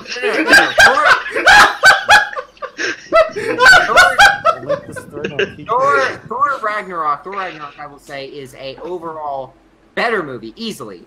But the biggest laugh I had was with one joke in Justice League, which I was dying in my chair at, which was the Flash. Oh, of course. Yeah, but it was a shit joke. It was a great Justice League is obviously better than a whole movie of pretty funny shit. You heard GVC. He stood. He clapped. He clapped when he saw. That's because you were holding a gun up to his back. I'm sorry, that bit was freaking great. I hope your brother was there with his arms crossed and shaking his head at you. Like, I don't know this person. Also, aside from the deck, Uprising was bad. Oh! Rampage was actually exciting throughout the whole thing. Because of how stupid it was most of the time. Yeah? Here's the thing though, Rampage is actually a decent movie. I'm saying it's a decent movie. I'm just saying that because it went over the top stupid. Here's the thing. How Rampage should be. did not let its audience down the same way Pacific Rim Uprising did. It flat out says, the Rampage flat out told its audience, here's what you're going to get, take it or leave it. I haven't seen it yet. You should. You should not Pacific Rim. You should go see Rampage. I know, I've seen Pacific Rim. Don't go see Uprising. Go see Rampage. Rampage was in my theater for months, but I never got the chance to see it. Well, buy it on Blu-ray. No, just rent it on Netflix. That's really all you'll need. Not on Netflix. Okay, so now Rampage is still better. We're going on topic. Okay, this will be the last thing I do before I. You still 3 hours, Great Shot. Do the math. Nope, I sadly cannot stay here for that long. But for the last thing I shall do is the top 10 least matches law, which. I'd also like to vouch for saying exclude match 0. I think that's going to be guaranteed to be like least views or what have you. So. Wouldn't that be great if Match Zero somehow got more views than something else? Now, okay, so to be fair, I looking back on it, I think I've been doing it wrong because the old matches, what I'm doing is I'm basically What a surprise! Okay, so all KWC matches have been overall seen have a ton of views, but to see which ones are viewed the least, or at least the viewed looked at. What I'm doing is I'm now taking a look at the current year. So from January to now, I'm seeing the least viewed in that bunch. So these are the matches that were the least viewed in that category, if that makes any sense. Sure. So that way I can extrapolate that data, because otherwise, because I realized looking back at it now, the other matches would just be all 220, 217, like that kind of match. Because overall, if you go all time, they have the least matches compared to any match. Like Baragon versus Jet Jaguar would have more views than a match that was released like a month ago. That makes sense. Because it's years of data. It's like a video on YouTube. You get a lot of views early on, but there's usually legs to it. And KWCs have legs. All right, but still, by all means, do count off from like I guess like 10 to 1 or what have you. Okay, so number 10 is match 74. 74. That one is Batra versus Legion. Oh. Wow. Number 9, we have match 36. 36. That one is King Caesar versus Batra. Oh boy, I feel a trend coming out for poor Batra. Next one, at number 8, is match 106, which is Red King versus Jet Jaguar. At number 7, we have match 84, which is Goliath versus Red King. Uh-oh. Really? Nobody likes the dickhead. No one likes Red King. At the next one, we have match 27, which is Kumasugami versus Batra. Oh no. Oh, man. That's the lead. Next up, we have match 67, which is Kamunga versus King Kong. Oh, yeah, I remember that one. You don't sound happy. I remember Was that one. that was the one where King Kong got something stuck in the toenail, right? What? I think so. I think that was the one. What? So that was number 5. Next up at number 4, we have Jet Jaguar versus Kamakuris. That one was 32, I believe. Oh, Mary That was Sue. interesting. Yeah, Oh, Mary Sue Mary Sue Kamakuris. Kamakuris. That is true. And number 3, we have Jet Jaguar versus Garorin. Oh, Oh, that Jet one's like Jaguar. 80 Poor something, Jet I Jaguar. think. Yes, 86. 86. The second least viewed match of all time is Crystalac versus Jet Jaguar. That one was 70. Poor Jet Jaguar. Hey, he's now one of the top views of all Okay, time. 136. 136. And then the last but not least, we have match 40, King Caesar versus Jet Jaguar. Oh my Wow. goodness. Match 40. For So I'm gonna take a guess and say people don't really like Jet Jaguar. people. Well, Don't you know in the old era it was cool to hate him, but now in the new era everyone loves him? Oh, yeah. The absolutely. KWC, everyone in the KWC has to follow a trend for some reason. That's how it's Because always it's been. the cool, it's the cool thing to do, brah. Yeah, I look at- think look at Zilla. that's more Now to do we with have that. to retire Jet Jaguar. Jet Jaguar and Batra need to be retired. And King Caesar. No, don't retire Batra. I still have a match with him that needs to be posted first. Uh, I'm sorry, not- Batra, where are you from? Oh, Batra's dead. Oh, yeah, I accidentally stomped on him in the bridge. I just been carrying him around so recently because I felt so guilty about killing him. Despite the fact that Oh, I'm pretty Batra, sure- you're alive! Despite the fact that 5 minutes later, Thanos walks in. yeah, no. Even though I'm pretty confident, at least freaking at least for out of the top 20 matches, I think Jaguar, King Caesar, and Batra appeared in at least one of those. It's true. I mean, like King Caesar That versus Jaguar was Godzilla. like half the list. Yeah. Jaguar- For the worst. Jet Jaguar fighting a monster I will say this: when you have two relatively minor characters fight each other, it's less interesting for readers, and that's just honest. Like people want to read about like Godzilla, Mechagodzilla, and obviously the bigger monsters. Yeah. If you People have Jet Jaguar, don't like original things. They just want to see the same shit over and over. no. It's just people like certain monsters. People have fans. Yeah, the same monsters over and over and over. Yeah, that's why Toho kept shitting out the same films for the Millennium Era. Ouch. I will admit.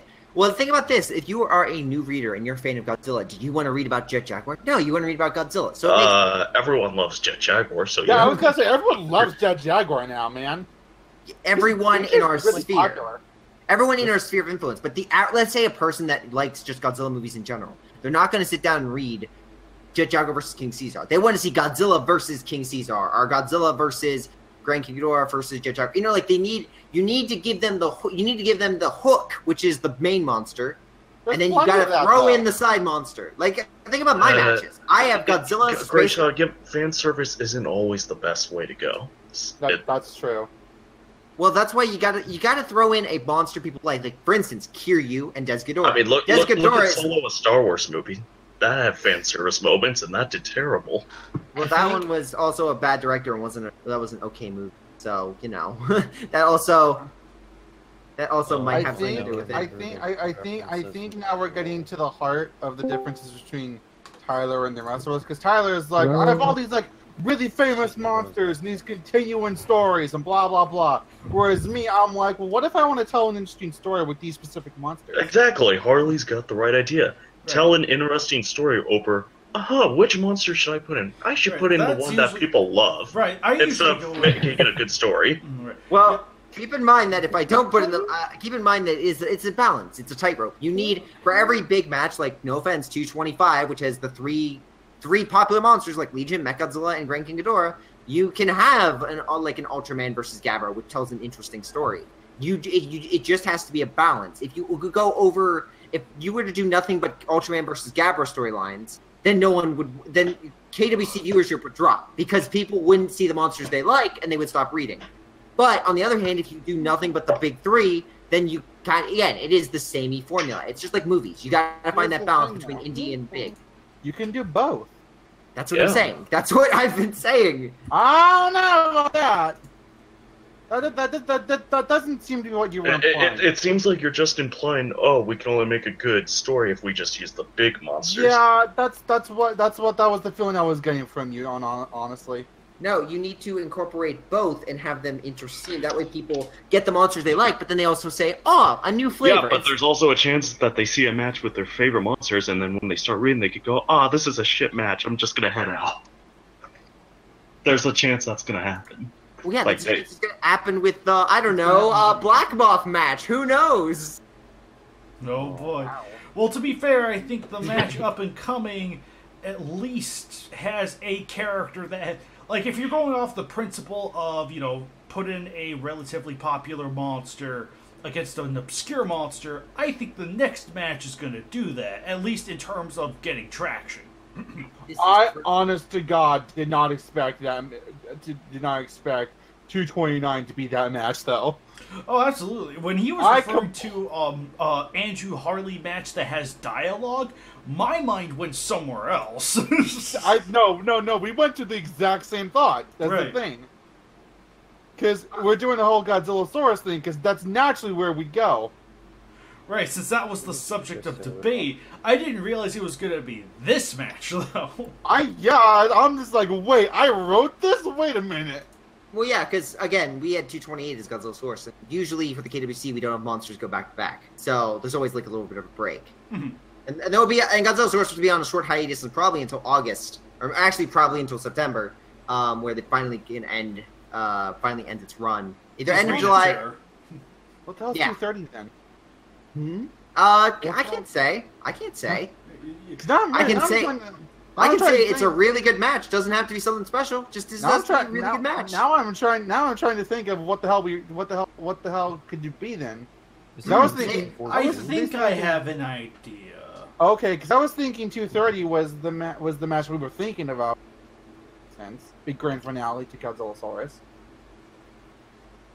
I think I have a good feeling of what the grand finale is for Godzillasaurus, because I think it's one that's going to be strangely fitting. So. Okay. Actually, the day that it's going to be retired, there's going to be out because it's going to be Godzillasaurus is not going to be in the match, he's not going to be a monster that fights in the match, but he's going to be used in the match, which is why it's going to be the precedent of him going forward. That seems kind of disappointing, truthfully, to have his last appearance not be in a match that he's a combatant in it. That seems a little disappointing. It may, but I think it'll suit the character to what he will be going forward, and not what he is at that moment. Because if I retire him the moment of the finale, then everyone either it's going to happen then, or it's going to be happening shortly thereafter. It's going to be like the next match. So, Godzillasaurus will get a proper ending. That is what I can confirm. I think only one person cares about Godzillasaurus at this point. I would tend to. Oh, I think we all know who that is. So, truthfully, I can only think of. Truthfully, the only thing I'm even considering using Source for is purely for the KWC where it's not retired. No. Okay. See, Nagoda said no, he doesn't like the idea. No! You guys are kinda loud. Okay. No worries. Just mute yourself. Not really. Whee! Yeah. Yeah. Hey Nagoda, I hope you like being here for 3 hours. We'll corrupt the minds of the children. Yeah, Well, with that... Read the match 164. Think about the children. Well, with that, fuck the children. Well, with that, I am going to. I do have to depart, but yes, stay tuned for 229, which comes out, and 230, which will be hitting. If not in the next week, then it will be the finale of the month. Hashtag 229 is still better. Oh, well, thank you. Oh boy, we'll see about that. I'll take a compliment, but We shall see. We shall see. But anyways, best of luck for the rest of the already podcast, know. guys. right now. Alright, see you, man. See ya. Bye. All right, see you. All right, now we got him out of the way. Now what? Thank God. Now what do we do? Great question. Fun stuff. Great. Yeah, we You know, I saw on the forum. You know, I saw on the forum that someone was concerned that the KWCE would overshadow the KWC. All right. I saw that once, and I was like, no. I was like, no, that will never happen. I'm sorry. Oh, absolutely not. As much as I'd love for the KWCE to overshadow, it's just not going to happen. Oh no, absolutely. If only Gappa was here to save us. If only Gappa was in. Damn it. All right. So would have helped, just like how Ant-Man would have helped in Infinity War. Ouch. Well, that's the thing. Ant-Man's actually useful. He He could just pull a Jet Jaguar and shrink. I would have. grow You know, longer. Was an asshole. wouldn't it have been hilarious if Jaguar Ant-Man? could have, instead of going into Vega's eye and giving a thumbs up, he could have expanded in his skull. Yeah. Wouldn't it have been hilarious Because he's a if? dick. Wouldn't that be hilarious if Ant-Man wasn't Infinity War and he just like shrunk down and just took a stone from the gauntlet and ran off? And Thanos tries to use it. He goes, "What?" Yeah, he could have either grown inside Thanos, killing him, or just shrink the gauntlet, or make it super large to where it can't fit. Right. You know, that's actually a good point. Yeah, but the thing is, he's under house arrest. He can't go outside. Sorry. I know this is a guide threatening to destroy the universe, but Actually, the Ant-Man and Wasp movie takes place before Infinity War. Really? So he'd be Yeah. out of house arrest at that point. really, goddamn. Yeah. Because I was Because it takes place shortly after Civil War, and Infinity War takes place 2 years after. Yeah. Okay, see, because I was thinking Ant-Man and Wasp would take place either during or straight after Infinity War when he's under house arrest. Because I'm like, well, because otherwise, Harley. If it takes place after Infinity War, I don't think they're going to give a shit if Ant-Man goes outside of his house when people are focusing on it, half the world turning into dust. Right. Well, exactly. That's why I'm thinking it's either taking place either during it or just before. Because otherwise, they have no fucking. Yeah, but if it's like during, never mind. I already lose myself. I think when I say during, I think it might be a case of when the Avengers are dealing with the super big end world, who's out looking for the little people. That, you know, because obviously people aren't gonna fucking care if the world's gonna end. If, you know, the Avengers are dealing with some threat, the people are still gonna go out and rob a bank. You know. I think they will. Mm-hmm. Totally. So someone's gonna rob a bank when Thanos is attacking. You know they would. They don't care. With half the world gone, that means just more stuff for us. Yeah, half the world gone. That means that means half the money's gone. No, well, okay, maybe. Well, it's only living beings, though. Yeah, living beings. So, like, the money, like, if you could hack into a dead person's account, congratulations, that money is yours. The money. But yeah, I saw someone get concerned that the KWCE would be bigger than the KWC, and I just thought That's I told never them. gonna happen. I told them that the only reason why it seems that way is because we're basically uploading during lull moments. Mm-hmm. Yeah, totally. And it's because of our expanded roster and slightly looser roles that, it sounds more interesting. Yeah, totally. Yeah, the looser rules, the like larger roster, the variety of it, and just the fact that we have always been consistent about upload schedules. Like, there is at least one a month. Yeah. So and that will still be the case here naturally, but So which would you guys rather have? Better matches or matches that use more famous monsters? Ooh. I mean, that's a tough one for sure. Better matches, unquestionably. Better matches, yeah. I mean, just watch out for Monster X versus Mogera. Yeah, that's gonna be a classic. Get out. Oh gosh. But yeah, for Monster X. Because that 216, that sure was a winner.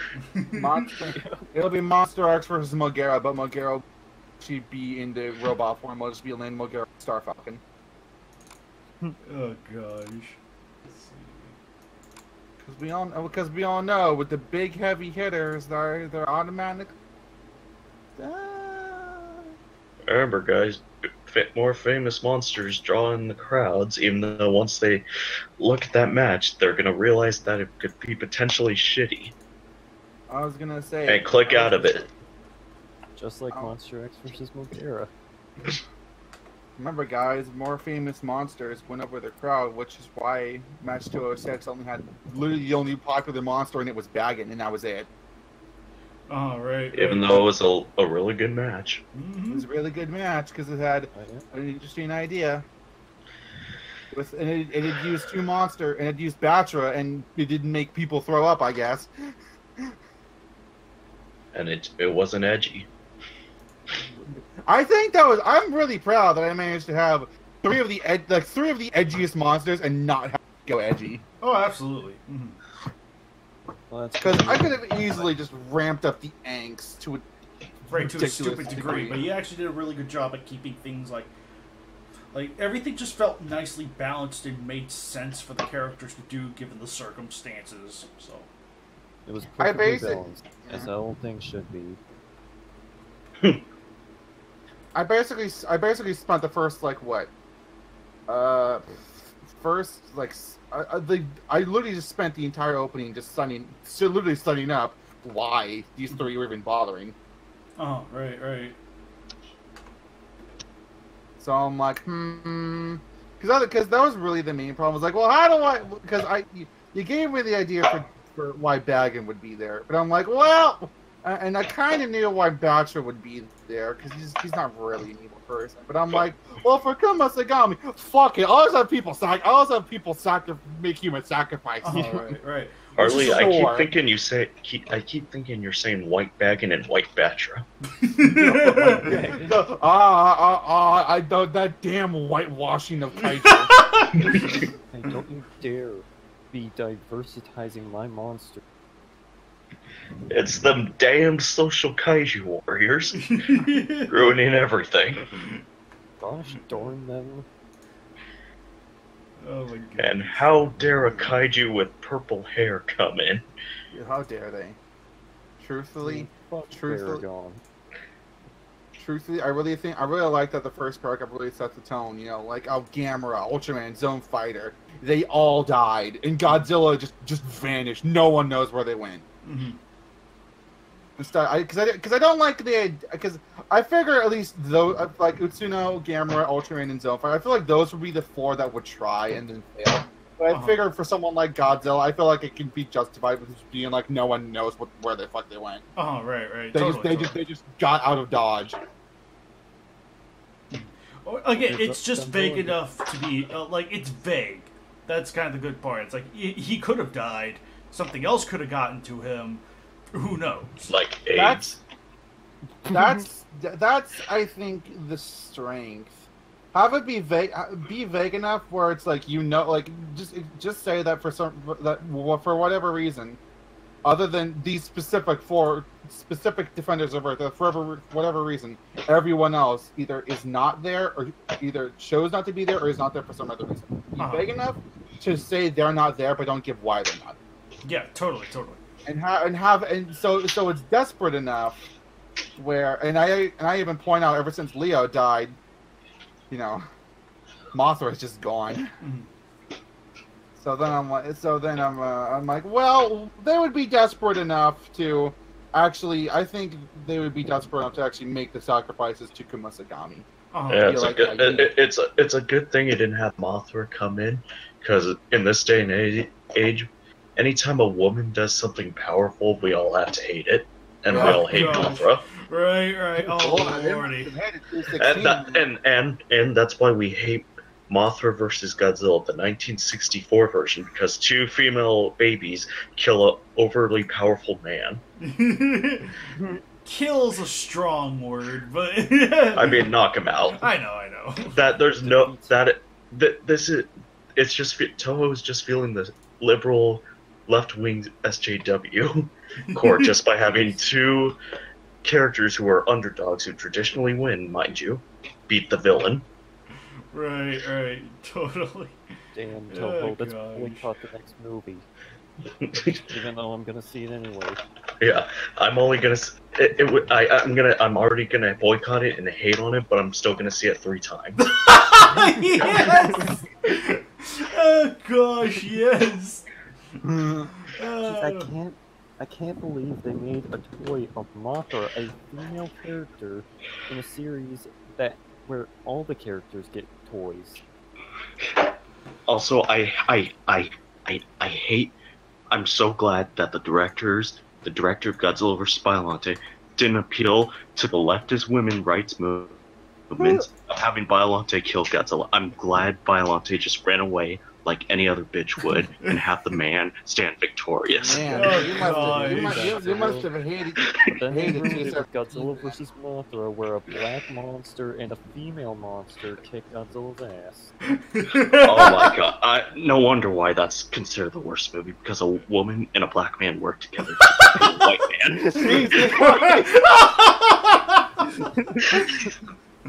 All I'm saying is, I can't believe they fucking repeated that formula in The Force Awakens. all I'm saying is that Hollywood is whitewashing our kaiju. and I can't believe a woman impaled a man in Godzilla vs. Megaguirus. I'm just so fucking glad that director took some lessons from the director from Godzilla vs. Biollante and fried that fucking bitch. Like, he really showed that woman where she belongs, in the fucking fryer. There's a reason why Tokyo SOS got rid of the strong female lead. Totally unnecessary. Completely unneeded. Yeah. And that's why we also loved that movie, for the most part. Because two women still win, but ultimately we love it because the old racist white man takes his equally racist son into the ocean. Where they can live peacefully, where they don't have to encounter another woman, a gay person, or a person of color ever again. This is exactly how the Godzilla series handles issues like racism, sexism, etc. I like the implication that Manila's racist. Oh, Godzilla! And him too. Well, Godzilla says I should come to the clan meeting, you know? Godzilla says I should lynch my own black kaiju. No, I know exactly what Manila's message is. He's like, he's like diagnosed with autism, and then it's his life trying to live in a racist family. No. Manila is inbred. Oh God. Yeah, they have to keep the white. They have to keep the white pure-blooded blood intact. What the heck are you guys talking about? That's Zilla. No. See, we have evidence. Legendary Godzilla. We have evidence. We have evidence of what happens when you inbreed too much, though. Look at Godzuki. But we're also forgetting about the powerful lesson of 2014 of how an old racist white person is actively chasing after a married couple, one of which is a transgender, and because he hates transgender people, he hates the LGBT, and that's why he killed them both violently. And of course, that makes perfect sense now. Because he's an old racist white guy. This is what happens when we have to fill it out. Oh yeah, so when there is we have to. We talked about Kaiju being racist. just like a certain fan base. Hey, man! Godzilla, the original sequel to the TriStar movie, had it right. You want to know what the main bad guy of that movie was called? Queen bitch. Queen bitch. And that movie would have been amazing if they made it, because it puts women in their place. Actually, I'm not kidding. That was actually what they were. Oh yeah, I know. It was actually. That's even better. Yeah, factual. Is there a script of it? Oh gosh. And let me tell you, apparently the ending, everyone rallies behind the old racist, deformed white man to defeat the evil, quote unquote, evil lady. And the military is the military, and mind you, it's filled with black people, Asian people, gays, lesbians, Indian people. They're all in the military now. They were gonna threaten to kill that old white guy, but then the Ku Klux Klan surrounded him and saved his life. And that's how the ending was gonna go. Gosh darn. Oh, why in the world is trying to insert racism to Godzilla funny? I blame Star Wars. and Godzilla's just such a powerful franchise for the most part. When they do all these great things that only cater to old white people, 30 years and up. Yeah. Oh gosh, yes. And that's why here at the KWC we hate Kaiju like Gorgo, because it follows a strong female mother trying to rescue her son, who tanks the London military. Yeah. Even though their military was never impressive. You know, I really hate that movie Shin Godzilla, because they blackwashed Godzilla. They made him into an old, angry black man. who's just trying to get justice for everything that has happened to him. While all the Ku Klux members just sit there bored, trying to devise a plan to stop him. They literally lynched him and placed a statue of him at the end of the film. Oh, God. While failing to realize his children are starting to run away to survive, to continue the legacy. Oh, Lord. Oh. Oh. People say Godzilla isn't really for intelligent people, but there are a lot of intelligent things. Mind you, there are a lot of racist ones, but they're there. Oh, man. Only a fool could not be able to understand what these movies were clearly trying to say. And You know, that movie, Godzilla's Revenge, was the most intelligent of them all. It tells you that lynching people for having a different opinion or color is the right thing to do. Oh gosh, that's. Oh man, Godzilla says, I don't feel so good, you know? Oh gosh. And that's why everyone here at Toho Kingdom hates the Mothra movies, especially the Rebirth of Mothra trilogy, because they focus on a strong, powerful woman. Yes. And they claim she is a Mary Sue, even though it was confirmed to be a man. Yes. Possibly a gay one. That's why people still hate it. Yeah. Well, that's the problem. Leo's transgender. He had an identity crisis in the first movie, alright? Although I think we could all clap. We love the first one the most because the evil man kills the woman. But he's black, so we don't clap. Wait a minute.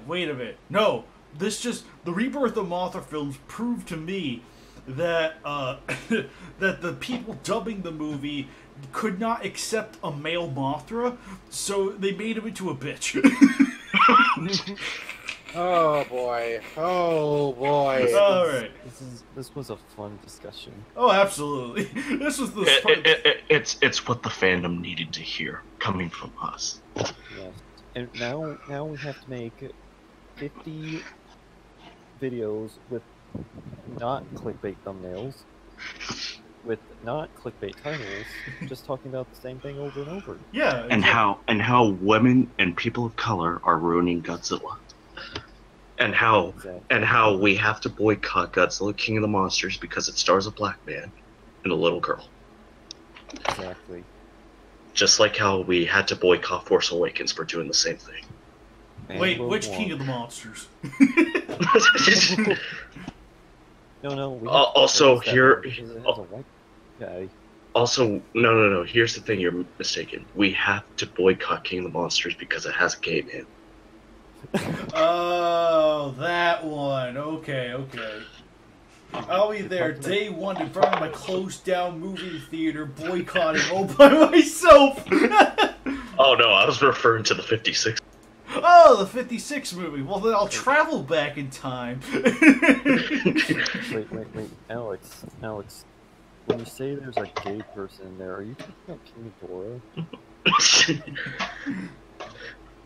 Also, King Ghidorah is gender fluid in this one. That's why we have to hate it. Well, it is the movie where he turns into Grandma King Ghidorah. And it also betrays the character of King Ghidorah that we've come to know and love. A character who It's is so well defined. the so-called the god of destroyers or whatever, but he runs away when a couple of rocks are thrown at him. Yes. He is such a great powerful. Excuse you, you're being rather offensive. It is Queen Ghidorah now.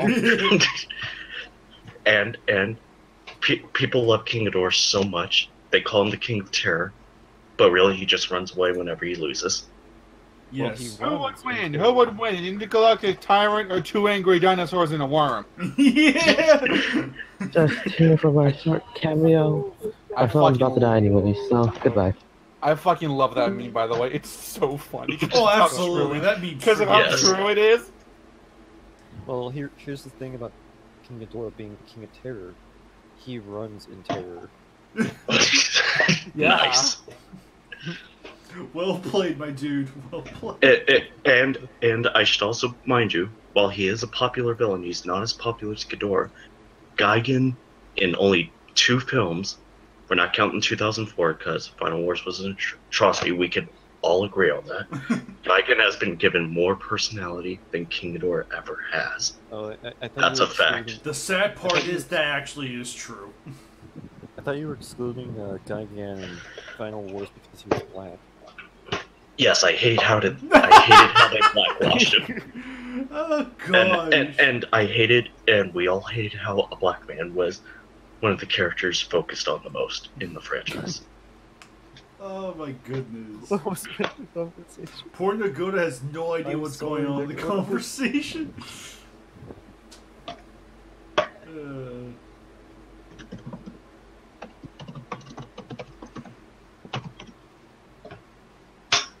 Oh man, that was great. That was freaking great. Yeah.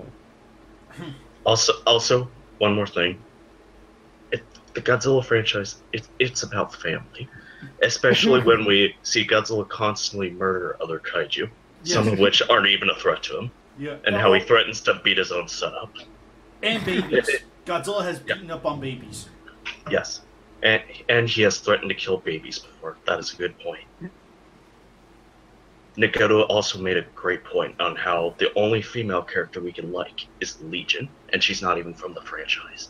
She's a bigoted Christian. Well, she's from the only good '90s Heisei movie. That is true. That is true. series. And we also love Kong in the franchise because he drinks and he disrespects women. I love that. Well, That is why know, King. Well, don't you know that the original King Kong's an allegory to slavery? I mean, how'd you not pick up on that? That is why it's the best movie of all time. Why can't I think I speak for all Godzilla fans when I say why can't things be like the 1800s? Now see. Here's the thing.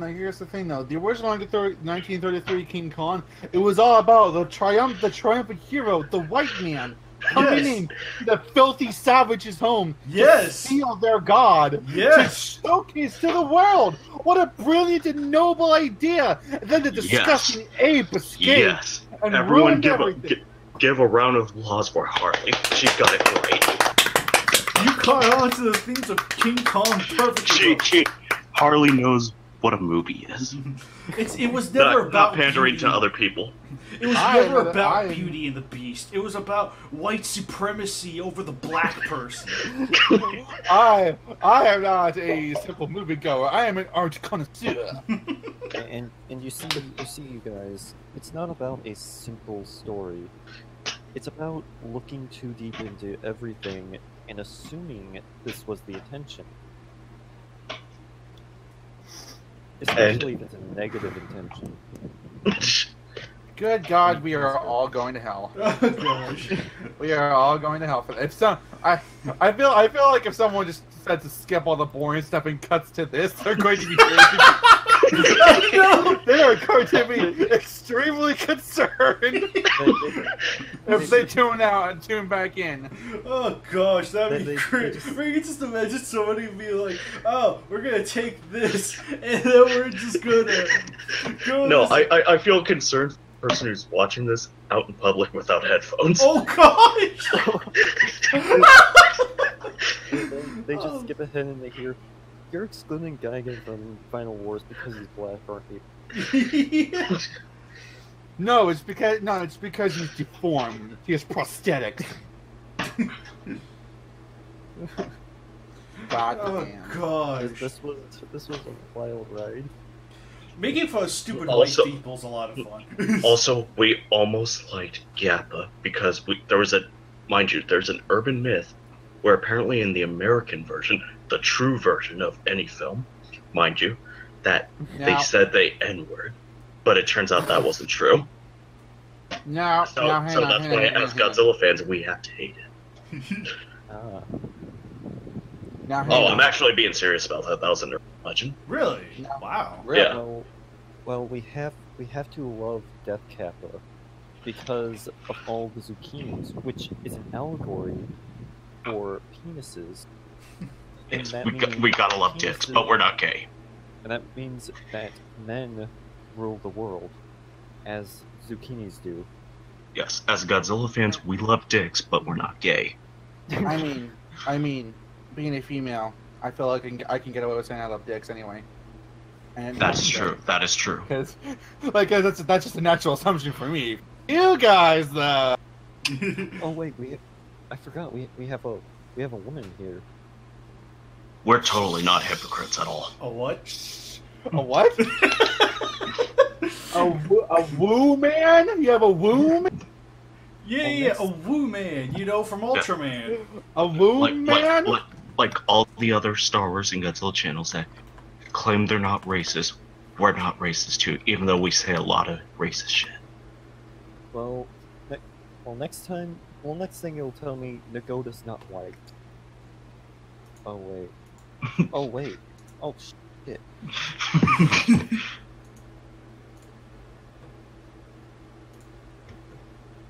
I'm sorry. Who can say where the road goes? I have a feeling. I have a feeling this is gonna. God damn. I have a feeling this is either going to be the most loved episode or the most hated. I have a feeling a lot of people are going to drop out after Grayshot drops I out. was gonna say, I'm going to be amazed if someone listens to the whole. Reply in the comments if you listen to the whole 3 hours. It might be the most divided video. It's The Last Jedi. The Last Jedi. It'll be the most divided of KWCC videos. Yes, that's exactly what this will be.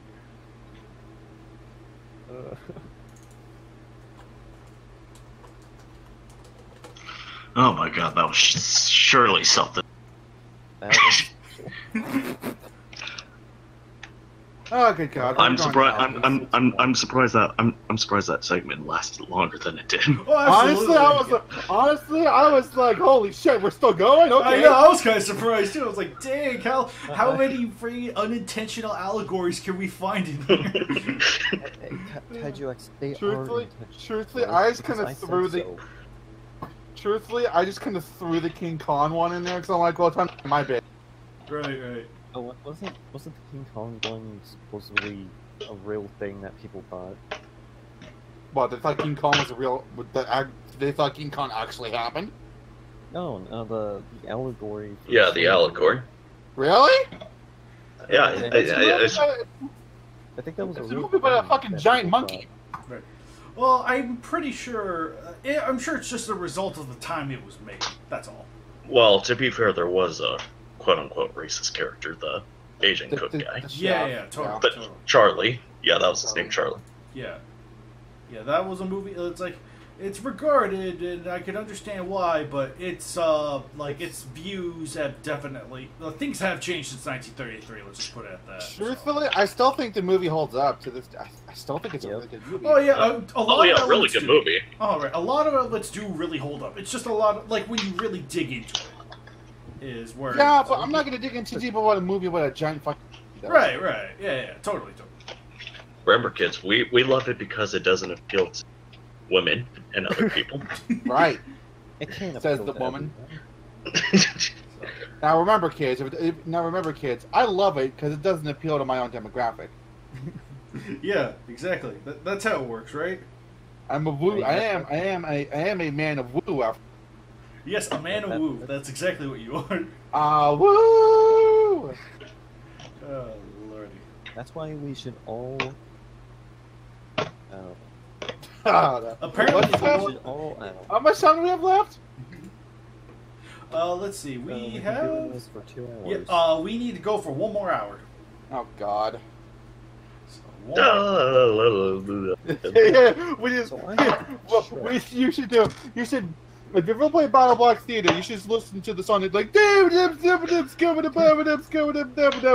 secret. Just play that for an hour. Oh yes. Speaking of racist themes, I'm thinking of possibly making another Prime Minister Shin video. Oh boy. Yes. Basically, an interview. Yes. Oh lordy, that ought to be Prime fun. Minister. Actually, One of the ideas is that it's basically Shin saying, I can vaporize another kaiju right in front of anybody else and not get arrested. Speaking of Shin, Prime Minister Shin, when is the third Shrek? I'm gonna. It's still happening. I just don't know when. I'm getting a rough idea on how the plot goes. It's just how I want to do it. mm-hmm. Yep. Yeah. Because hell, I'm even having trouble doing the outline. I Because think- there's certain ways I want to. myself for this. I mean, it probably won't happen for a while. Oh right. Yeah. Because this is the last time I want to do the Shrek character. I want to end it on a trilogy, not You'll want to continue it any retire further. Shrek. Yeah, just And then we make want a to. prequel. All right, So I'll be sure to move Shrek into the retired section when this is done. With So the does that mean- exceptions so of does that- maybe cameos, but other than that, I want to be done with the character So does after that- this last one. So does that mean we can wait about 2 years and reboot it? Yes. Reboot Shrek vs. Everyone. Reboot Shrek. No. Have it explode. No. We should literally recall it. Reboot Shrek is the character. Call it. I actually have a sequel trilogy in mind 2 years after the third one comes out. The Ogre Awakens, The Last Ogre, and Episode 9 Ogre. Episode 9 Ogre. It's just ogre. Wouldn't it be 6 though? That doesn't make any sense. No question. Oh, don't you get it, Kaiju X? The Shrek trilogy was basically the prequel trilogy being remade secretly. We're keeping the originals intact and getting rid of Disney's SJW, quote unquote SJW filled movies Oh, gotcha. because they have other people besides white men. All right. So let me get this straight. Now. So the KWCC Shrek continuity consists of the original 3 Shrek movies, and then there's the trilogy you're writing, and then there's going to be 3 more. Wait. Minor spoiler. The Shrek movies aren't canon Oh. in this timeline. Oh. You'll see why. Joe knows what I'm talking about, but I won't spoil it for anyone. Oh, okay. So I guess the movies were part of the extended universe, but then were retconned at the last second. Yeah. Okay. I still have my Battle Soccer parody in the wings. I'm just Yes. the only thing I'm wondering about, because the only reason why I'm hesitant to do it is because I kind of want to see if I can have the Gundam in it, just for that Battle Soccer parody. Wait, for the KWC or KWC? For the KWC, as a parody for the KWC, could we have the Gundam, or at least a Gundam? No, we're not going to be adding Gundam to the KWC. No, as for a parody match, not for a parody, like April Fools. Oh, right, April Fools. Yeah, April Fools have a couple Gundams in Battle Soccer. Oh yeah, that's fine. That's fine. Like Excellent. April Fools is pretty much just like keep a kaiju theme, but otherwise just ham it up. Exactly. Well, I mean, Battle Soccer. Harley, here's the ultimate fuck you for Gracia. Just put in Dr. Frankenstein. Yes.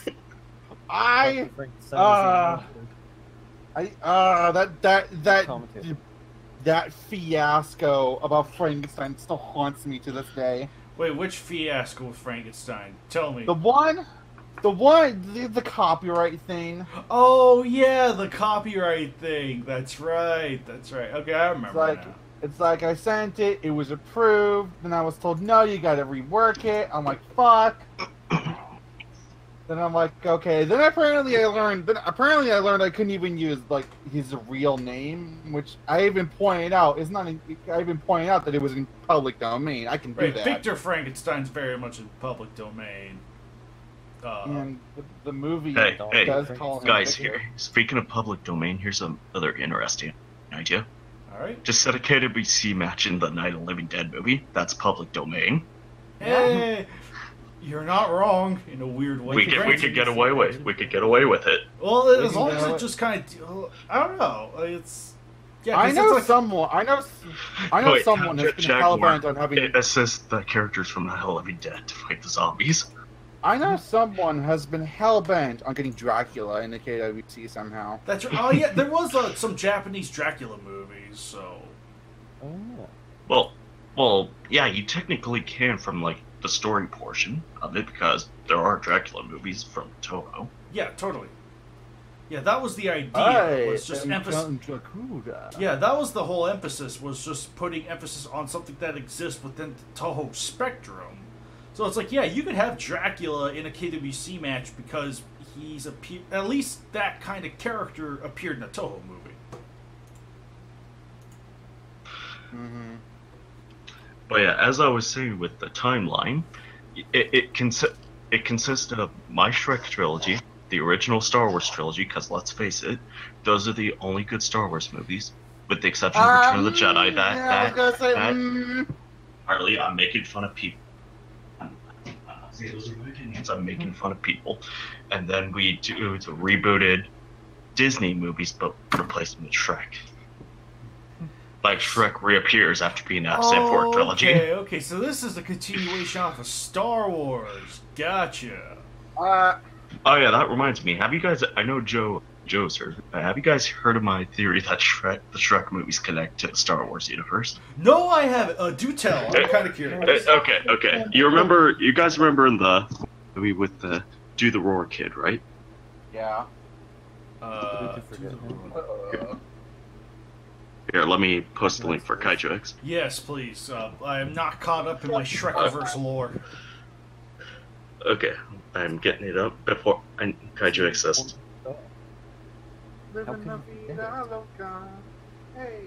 Okay, one.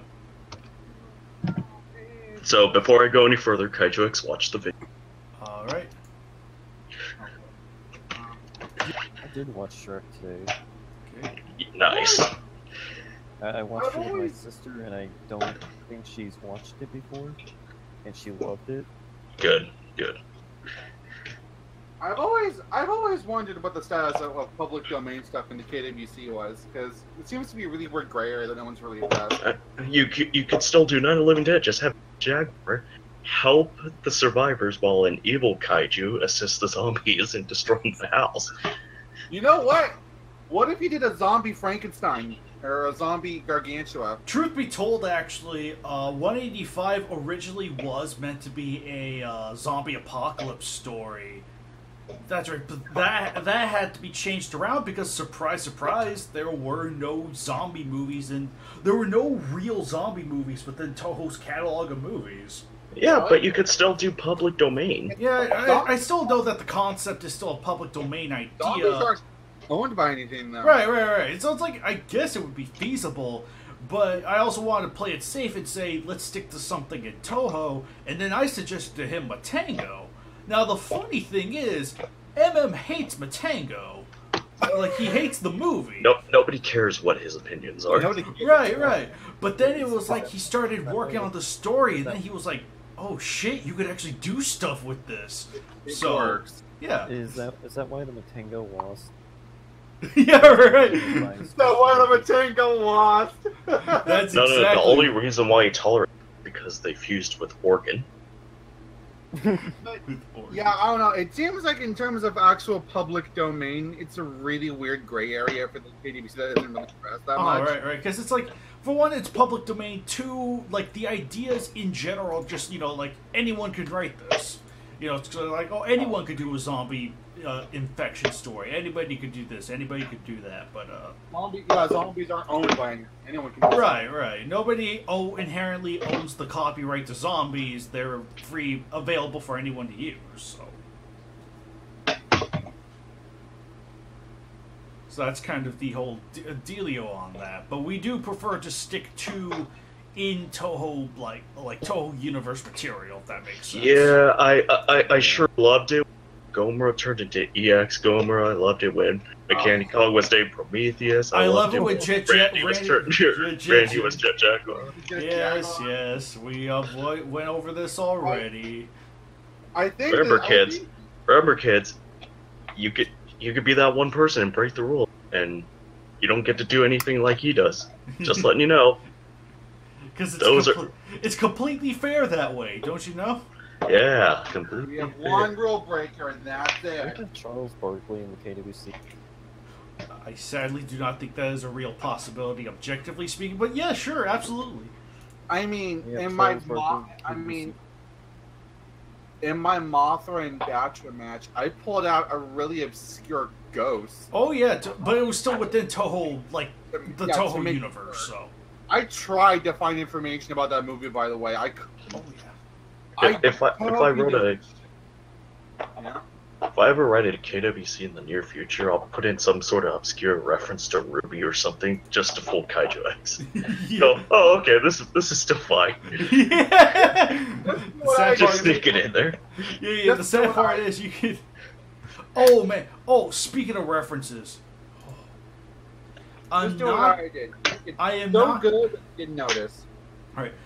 It was from a KWC submission. I think I might have name dropped it in the past, but I'm not going to do it here. Just put it in the chat. Just put it in the chat so we'll at least know what you're talking about. I already changed it already, but I can at least, at the very least, I can post the banner really quick because I had one. This is like one of my earliest or earlier. BANNED. And hang on a second. Let me find it first. Here. you know what's really funny, Kaiju? You know what's really Oh dear God, that was terrible. Oh yeah. Who made that? Did someone make that, or did you make it? This was one of my earlier banners, yes. So this was back in my more experimental days of using treating battle monsters. I thought some of it came out all right, but that's. I mean, the Destroyer's Braid looks fine. Right. Well, yeah, Destroy itself, yeah, pulling it from treating battle. I think the issue really is the issue is Guy again. It looks really weird facing the camera. I couldn't find a good flying pose for that guy. That was the best one I could find. Granted, I think if I had, you know what? I think I don't know what kind of pose I would put him in, but I love that guy again. Looks like he's like trying to throw. He's like up and away. Yeah. All right, but anyway, deleting out of shame. Anyway, what I was trying to say was that that match originally had a Pacific Rim reference. Oh no! Yeah. Like, okay, the location, fine. Like, it's set in Hong Kong, but it went so far as to infer. I think I have since edited it out and sent it off the Great Shot after. You made a reference to this taking place in Pacific Rim's universe. No, right? no, not that. If I'm remembering right, it was inferred, or it states that China was like, I think it was the Chinese, like China took inspiration from Pacific Rim to do this self-defense thing. Like, I can't remember if it was the walls or the shelter, but it was connected to Pacific Rim specifically. Like, they drew influence from the movie for this basic idea of holding a monster off. It was stupid. It was completely stupid. I mean, that does sound stupid. You're correct. That sounds really dumb. The inference that the government, the Chinese government, would go to a movie and say, hey, let's base our wall off of that movie, so that way we can keep the giant monsters out. I could see that. I could see that. Is this another racist allegory? Oh gosh, I wish it was. I can honestly, if you rework that, just have it be a sheer coin. Like have someone be like, oh hey, China's doing this thing. It's kind of like Pacific Rim, not funny. Nah. Right. Honestly, I kind of figured if it was meant to be a Pacific Rim reference, I figured just the fact that it's a mechanical monster, an organic monster set in Hong Kong, does it enough. Very loose, but I'd say it's still there. Oh yeah, Kaiju, have you watched that video yet? Yes, I did. Okay, so were you gonna say something, Joe, or? No, I just said okay, good. I'm gonna go to the bathroom. Harley's just gonna miss out on my theory. Yeah, we'll wait till she gets back so she can suffer. I can still hear you guys. You know that, right? Oh. Anyway, okay. So this kind of largely connects with the kid that tells him to do the roar. Okay. Right. Okay, so we're establishing the idea that the Shrek movies are the prequels to the prequel trilogy. Okay. And again, like I said, it revolves around the kids, so we're going around with the idea that far, far away land in the Shrek Swamp take place on Naboo, like a different site, because we only seen the Gungan area and the city of Theed for Naboo. So we haven't seen all that, so it's feasible to say that other creatures like Shrek, the talking pigs, the blind mice, the coyote or the wolf or the werewolf and the gag or whatever, could all exist because, remember, cousin races of existing races exist because we see in A New Hope that cousin race of Trandoshans are in the Cantina. That's why Chewbacca didn't go apeshit in the Cantina, because Wookiees and Trandoshans hate each other. So we're establishing that the three pigs are the cousin race of the Gamorreans, which are pig aliens. And then we're getting to the kid and the father. The father is Darth Plagueis, the kid is Palpatine, because they both say, do the roar, or do it. Plagueis, the reason why Plagueis and Palpatine are at the party is because Plagueis is getting concerned that Palpatine isn't taking his dark side lessons seriously. So he takes him to the party because he knows young Palpatine's a fan of Shrek and all of his adventures. So Plagueis is hoping Shrek will do the roar for him to help fuel Palpatine's enthusiasm for the dark side. Why? I don't know, because this is Star Wars made clear.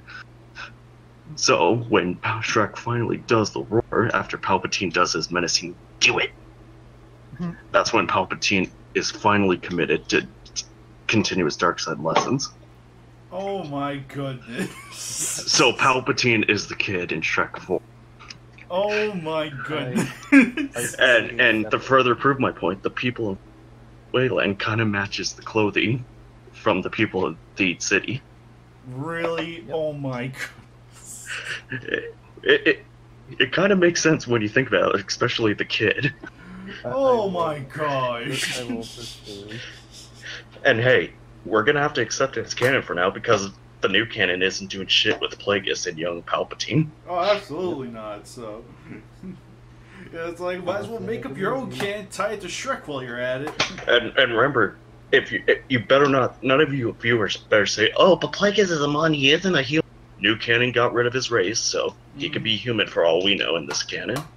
just want to say, I Unless we count Infinity War with Squidward. What? They say Infinity War is the greatest crossover event. Shows a picture of Do the Roar. I think. No, wait, his name is Ebony Maw, right? Yeah, Ebony Maw. I only remember him as Squidward. By the way, were people actually saying Infinity War was the most ambitious crossover event ever?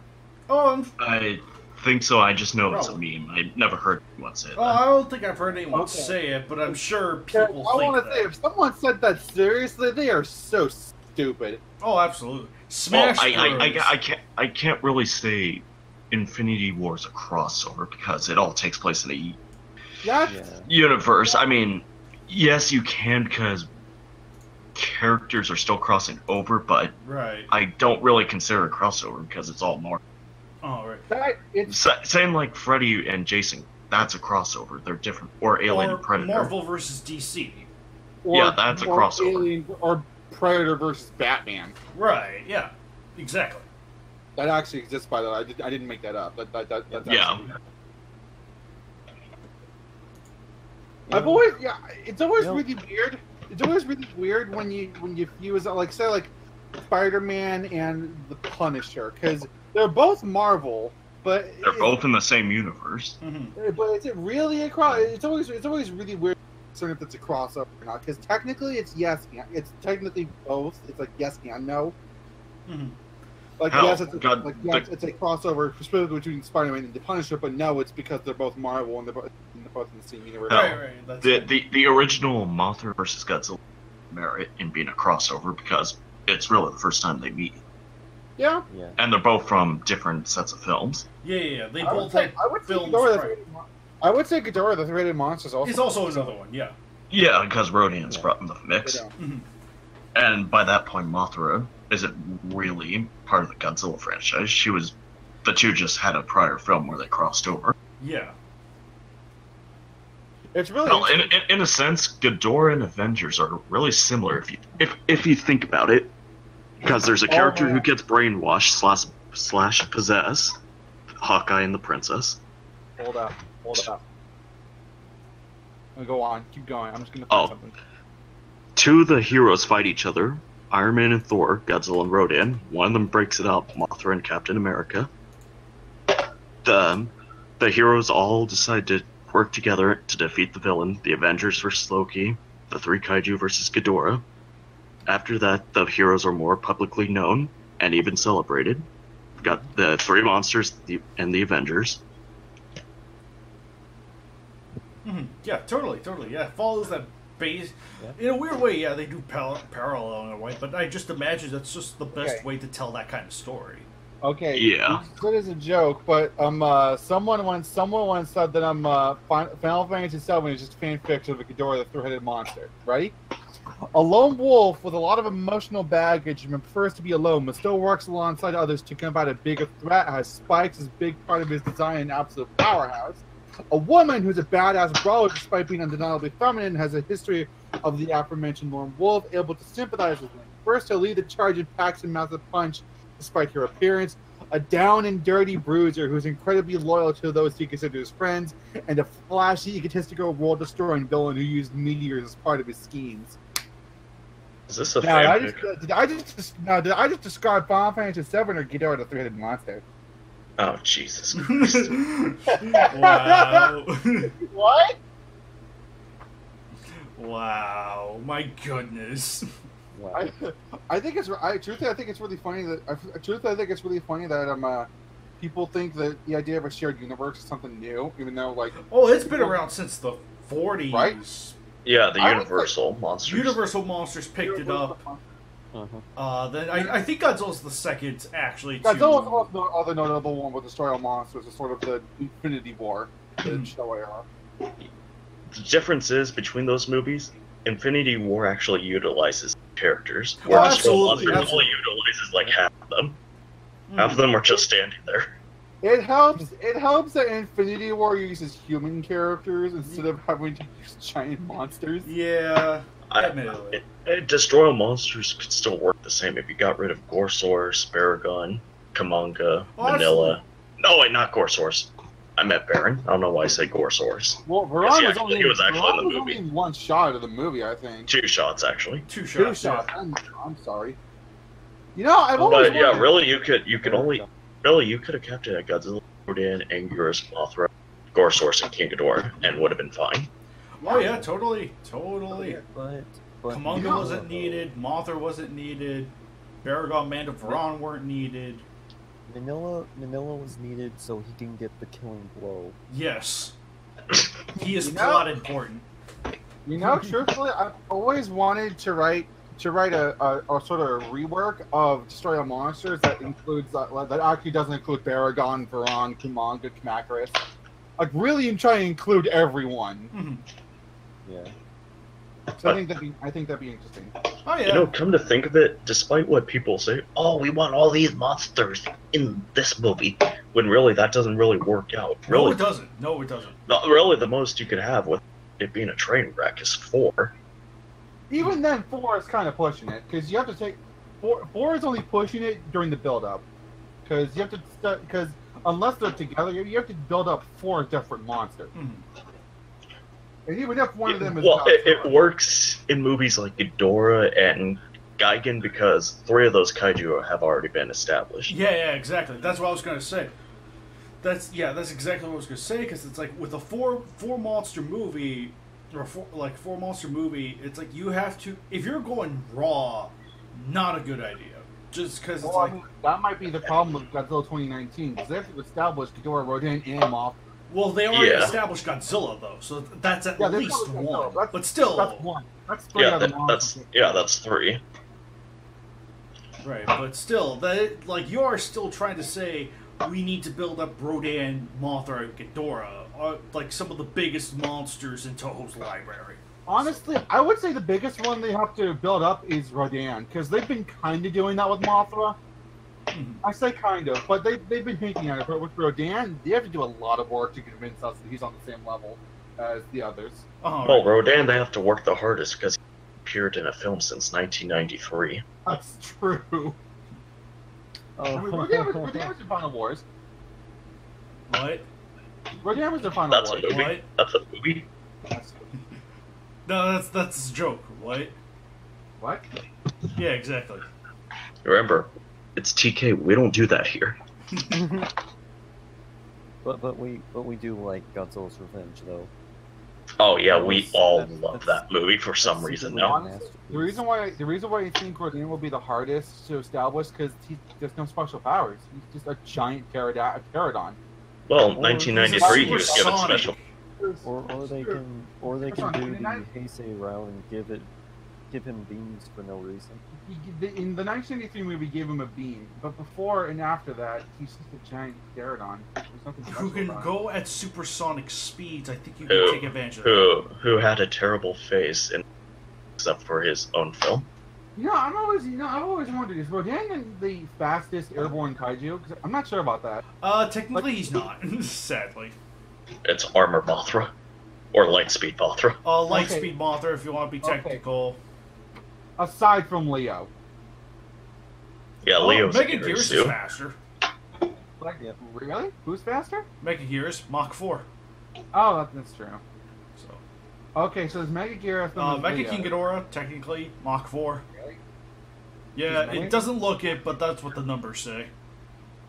When is Okay. Rodan versus Mechagearus coming out? You joke, but that would actually make for a good movie. Oh, absolutely. If we're- I was mostly talking about the KW.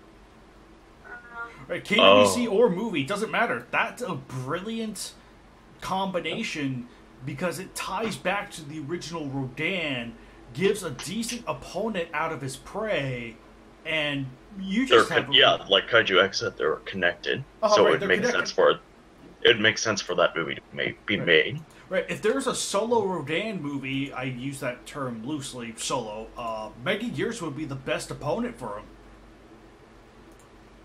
Yeah, why have that? Why? Yeah, that either Mega Gears or an original monster would work. But if we're talking about reused opponents, Mega Gears would be the only one. Rodan movie. And again, Mega Gears it would be fairly easy to use for the first. Yep. But we all know Godzilla versus Mega Gears.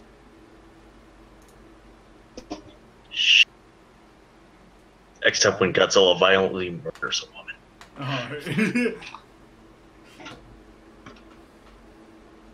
Because we love seeing old racist white people, woman. Yeah, we need to ask Grayson when Rodan versus Mega Gears is actually a thing in the wings.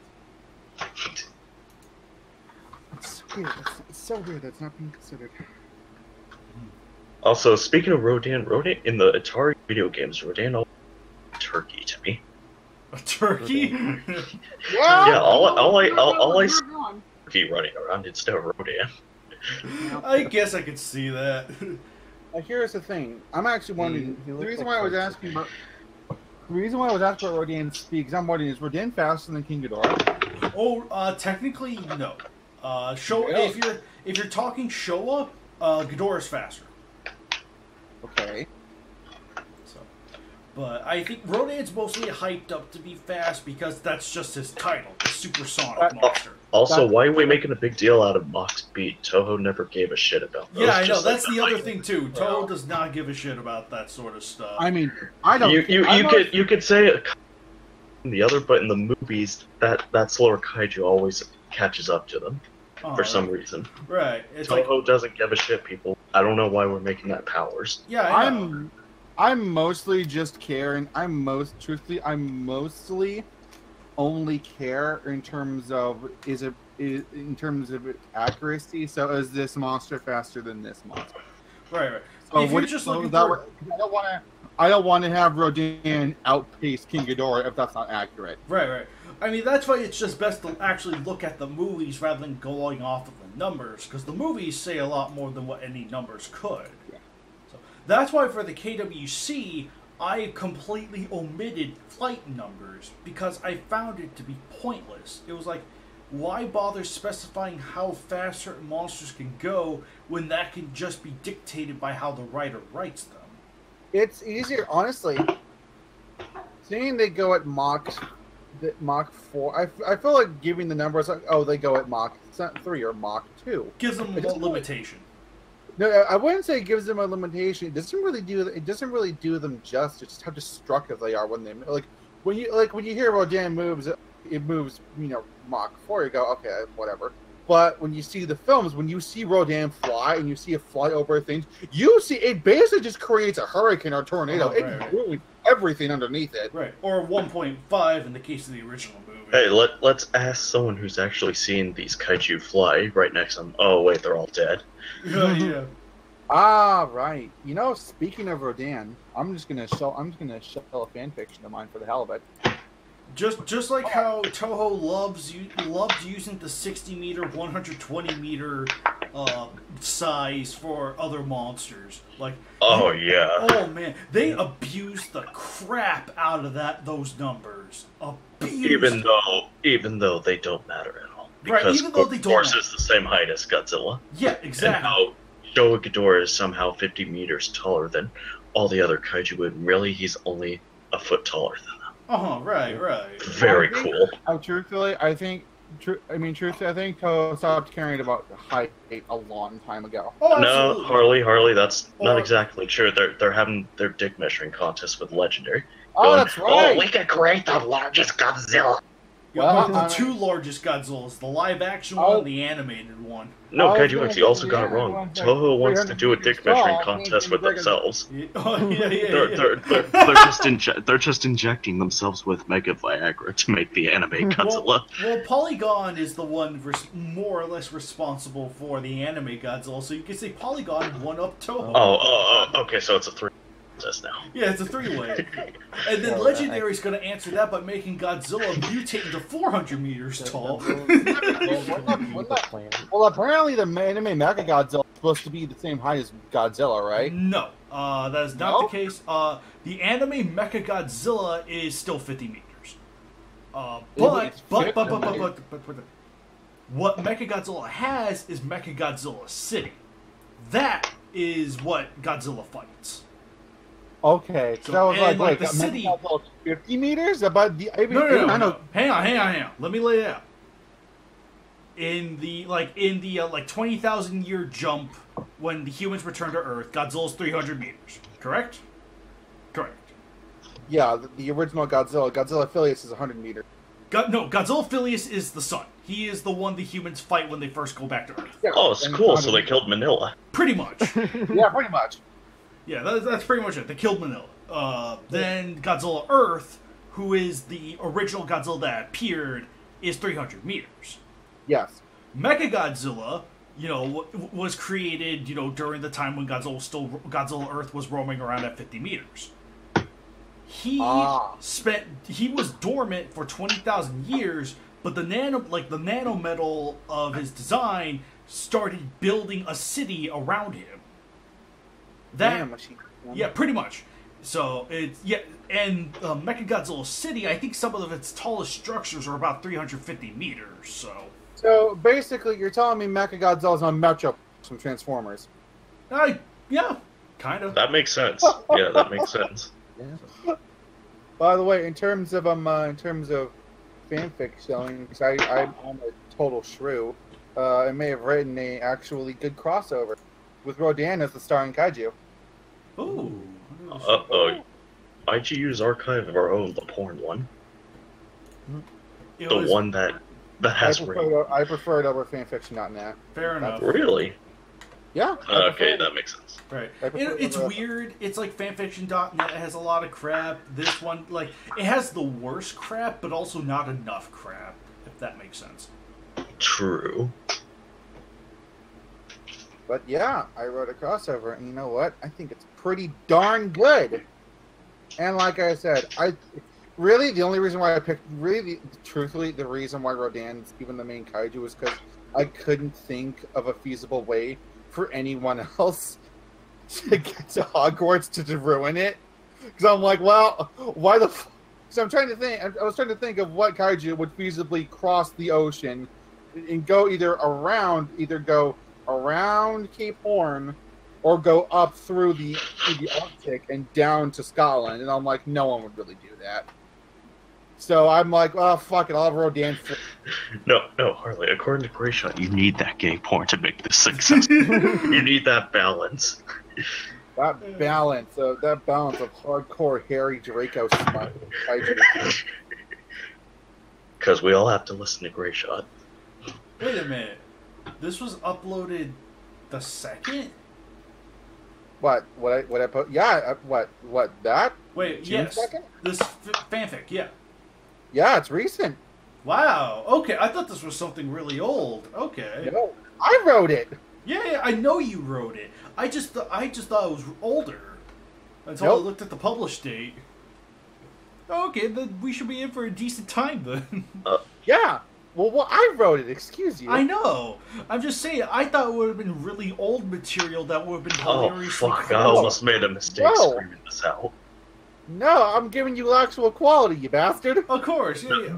No, I almost made the mistake of screaming this out because I'm looking at all the other stories. I see your story there. All right. Yeah. I thought I was looking at all your works and I saw something called A King and His Knight and I thought you wrote a Harry Potter / Godzilla. No. / fic. I was like, oh my god, I thought you were better than this. No, I did not write that. No. I'm so glad I caught them screaming that out. No. Oh gosh. I can just give you all the works I've been doing recently if you want. Fuck it, why not? Just so you know where to look. Go here. I see. Okay, thank God.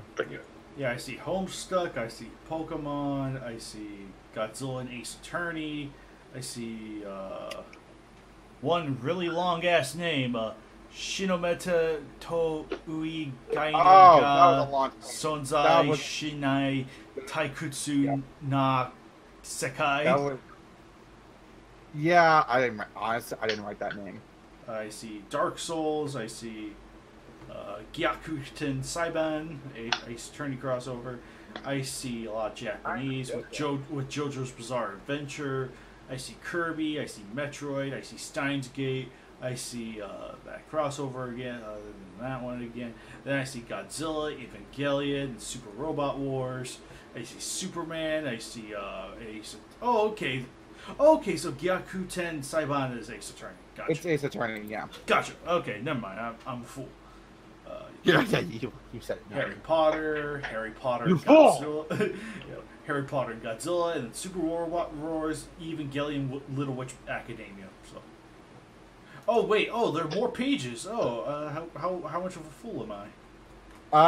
I just want to point out tagging Super Robot Wars is really weird because I'm tagging it as in they're sharing the same in the Super Robot Wars universe, but I also have to tag what each character is from. Like I have to tag Akko and Constance and Little Witch Academia and Shinji from Evangelion as well because it's really weird. I wasn't sure how to do it, but I'm like I think so. I just say it's in I tag Super Robot Wars and I tag what the other two are from. Okay. Ew, you wrote a fanfic about Agent Coulson. He's the worst character. That was a long time ago, man. The reason why I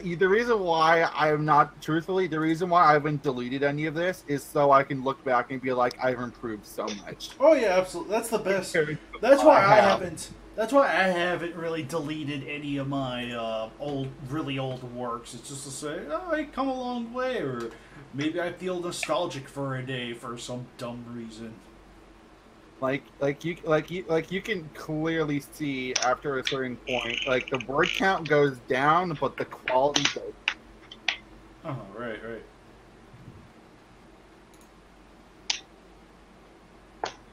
Ray. So. By the way, can I just say summaries are really hard to write? They are not easy to come up summaries with. can be hard to write because it's like you have Super to. hard. It basically has to be spoiler free, but also be engaging. Like it's a hook. Yeah. You know what? Here's the perfect Godzilla fucks Ford. Oh Lordy! Don't remind me. You know what this reminded me of though, Kaiju X? What? Is that remember that old idea you had about the Yogg trio versus King Ghidorah? Yes. You can actually do that now in the KWCC. Why do you say that?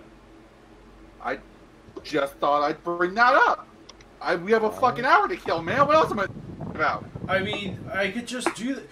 We are already working on the rewrite of that with Zone Fighter included. Oh, that's right. You knucklehead. I already had that planned. Listen, man. Listen.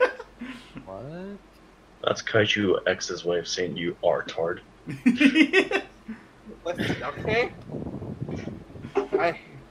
I've been busy. I leave for like. I know. You told me. You told me all your excuses. They are excuses, but they're true excuses. I know. Zone Fighter. So how long did you leave for, Joe?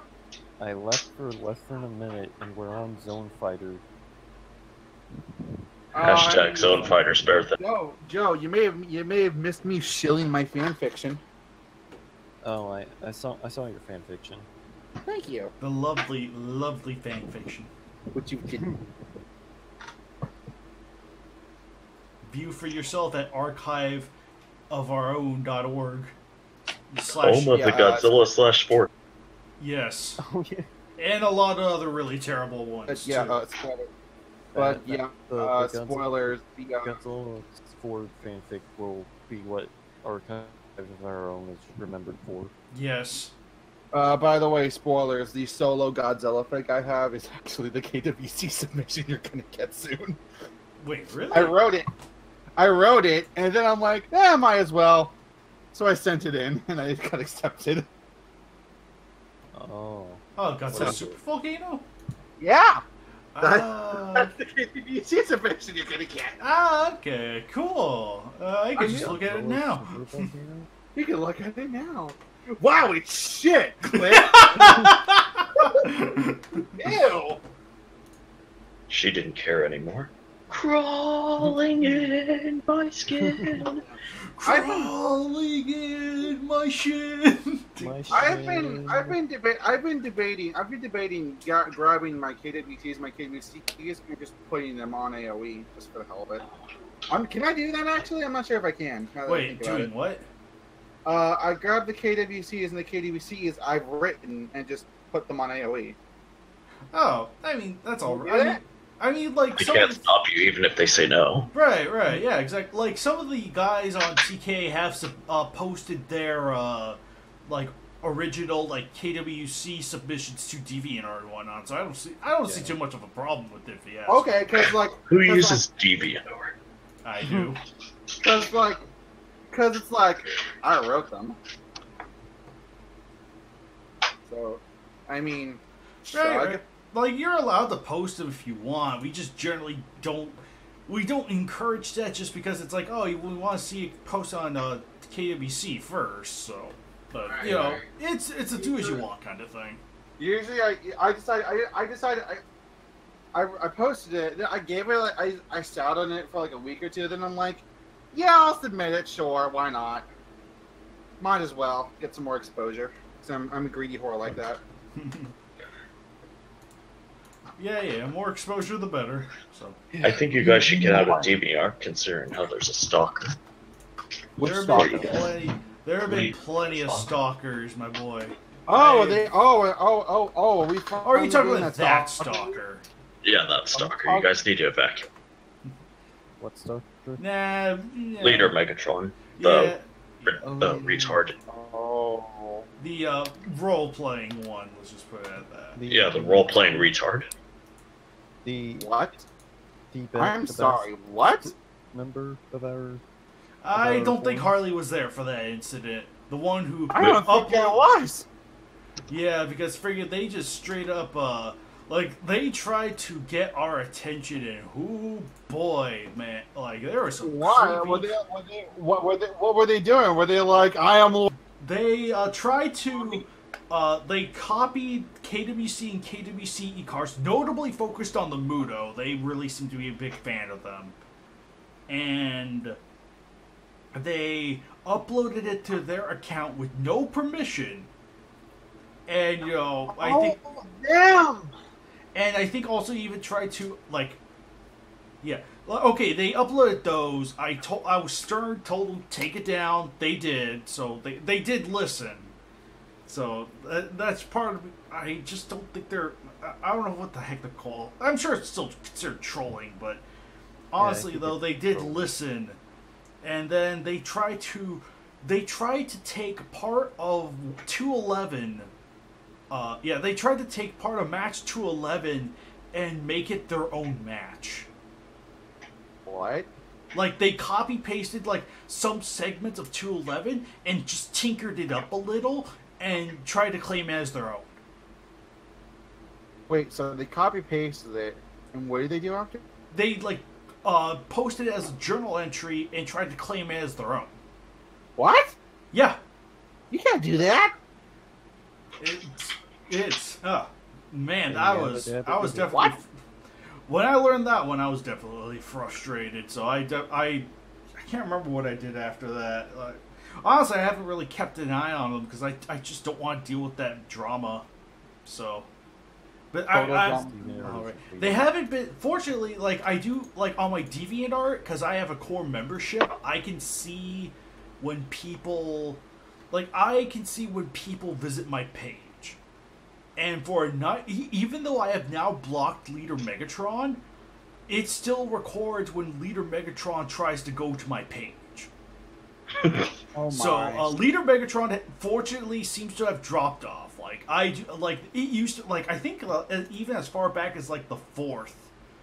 Yeah, I think it was around it was after actually, you know what? Yeah, it was around the time that my personal pet project Godzilla Legacy kicked off that they seem to have dropped off, in terms of coming back to my page. So I don't know if it was just lucky coincidence or what, but they don't seem to be frequenting my page anymore, so. Well, rip. Yep. Well, I am happy that they like 2 of my matches. Yes. Mm-hmm. I mean, apparently, as long as Muto are in the match, they have a very, very strange obsession with Muto. Very. I'm afraid not of the healthy kind either. Yuck. Like sexual attraction.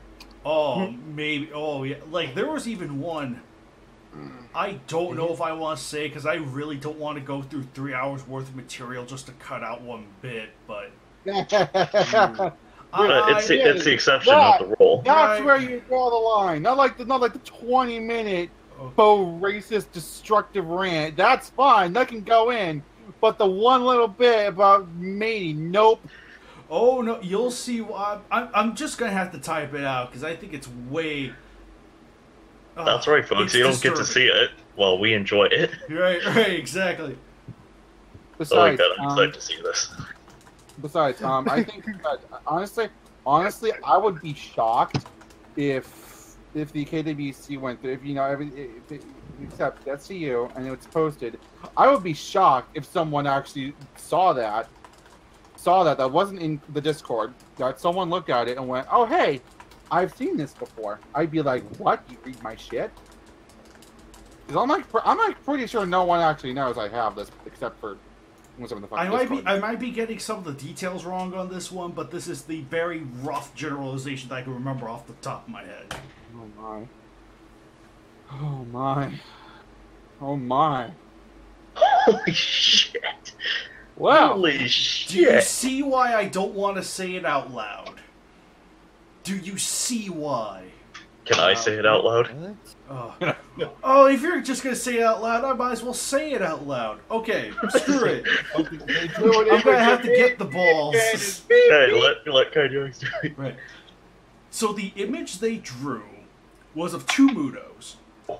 One of them was representing Grayshot, the other, the troll in question.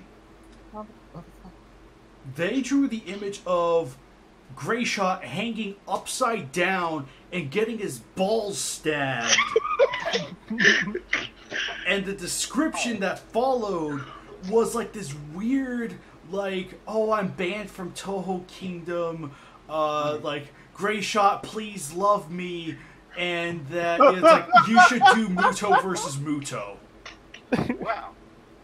You gotta love Muto versus Muto. I told them straight up, change that now. And they did. So, or at least they changed the description to that and removed all references to Grayshot, so. Do you still have it? My.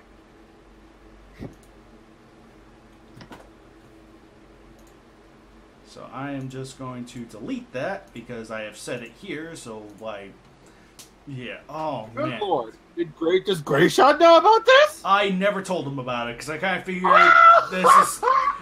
this was not something he needed to know. But now that he's probably listening to this podcast, it's like, congratulations, man! This is the crap that happens behind the scenes sometimes. Okay, I just want to point out: do you think Grayshot would actually sit there 3 hours just to get to this point?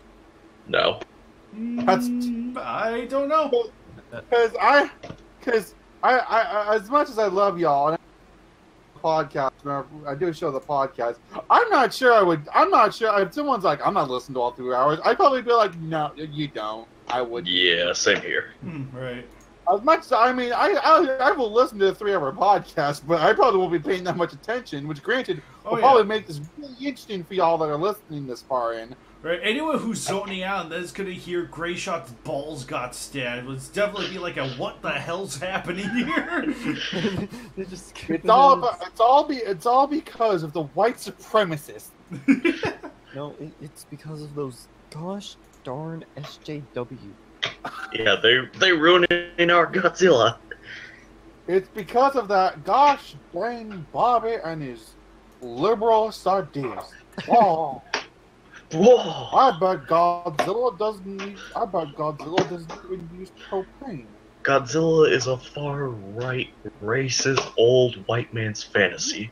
Can you imagine Mecha King of the Hill and Godzilla crossover where Kang's desperately trying to convince the military to have Mecha Godzilla run on propane? He's like, "Sir, I believe this Mechagodzilla would run far better if you use strictly propane. No, and then Hank stands on top of Mechagodzilla's head and says, "You step into a Texan's homeland, you get shot, motherfucker," and blows Godzilla's head off.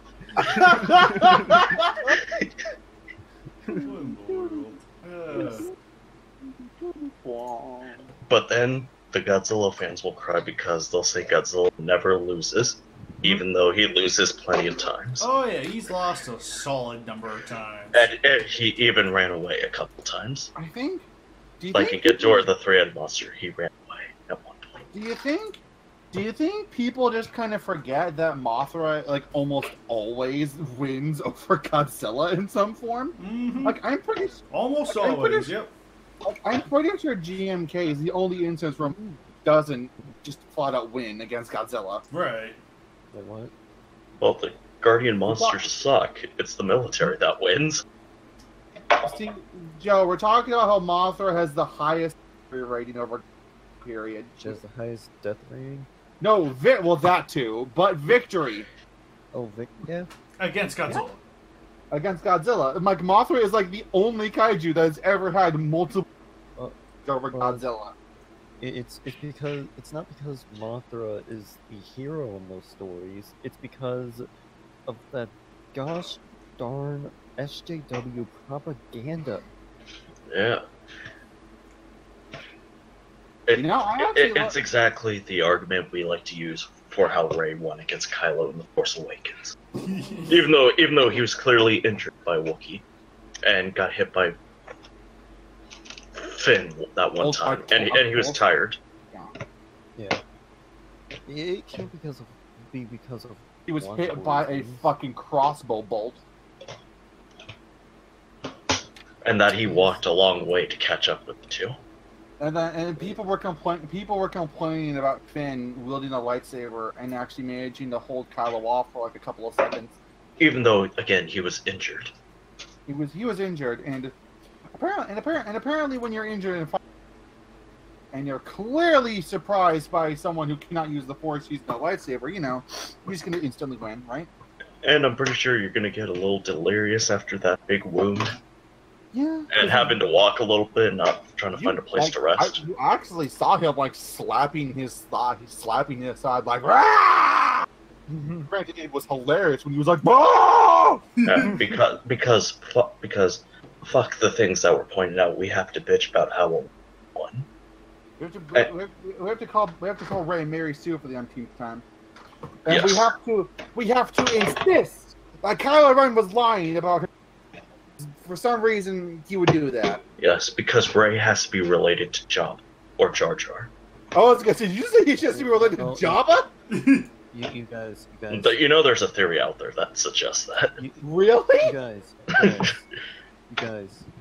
Rey is actually related to Newt Gunray. Oh, that makes sense. That makes a lot of sense. Rey and Obi-Wan are related because they're both British. That's sound reasoning. She's gonna be the new viceroy of the Trade Federation. I mean, hey, the droids still exist, so sure, why not? That's true. Yeah, droids are like cockroaches; they never die. Did they ever explain what happened to the Trade Federation droids after the? There's been a lot of separatist holdouts across the years. Hell, there's still droids going around, even during the sequel trilogy. Okay, Hell, there's still, at least in the new, this is still in the new canon.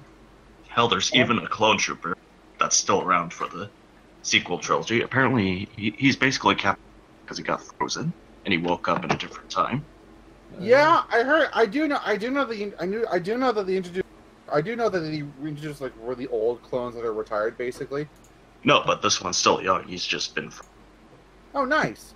And he basically joined a mercenary gang because there's nothing left for him. No, there's nothing left for him. Yeah, the Republic's dead. Because he failed his mission because he knew about the Order 66 and he was going to warn the Jedi, but Count Dooku captured him and was going to transport him to Palpatine.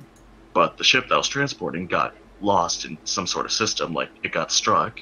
Then years later, those pirates I mentioned journeyed in because they heard Count Dooku had some treasure. But turns out all it was that clone, so they decided to bring him in. But It's really a win-win because that clone had information on other separatist holdouts that had never been found. Other separatist holdouts, you know, a fully trained clone trooper is pretty good. Especially and a medic. Clone troopers are around. Yeah, plus he was a combat medic, so that's very useful. Yeah.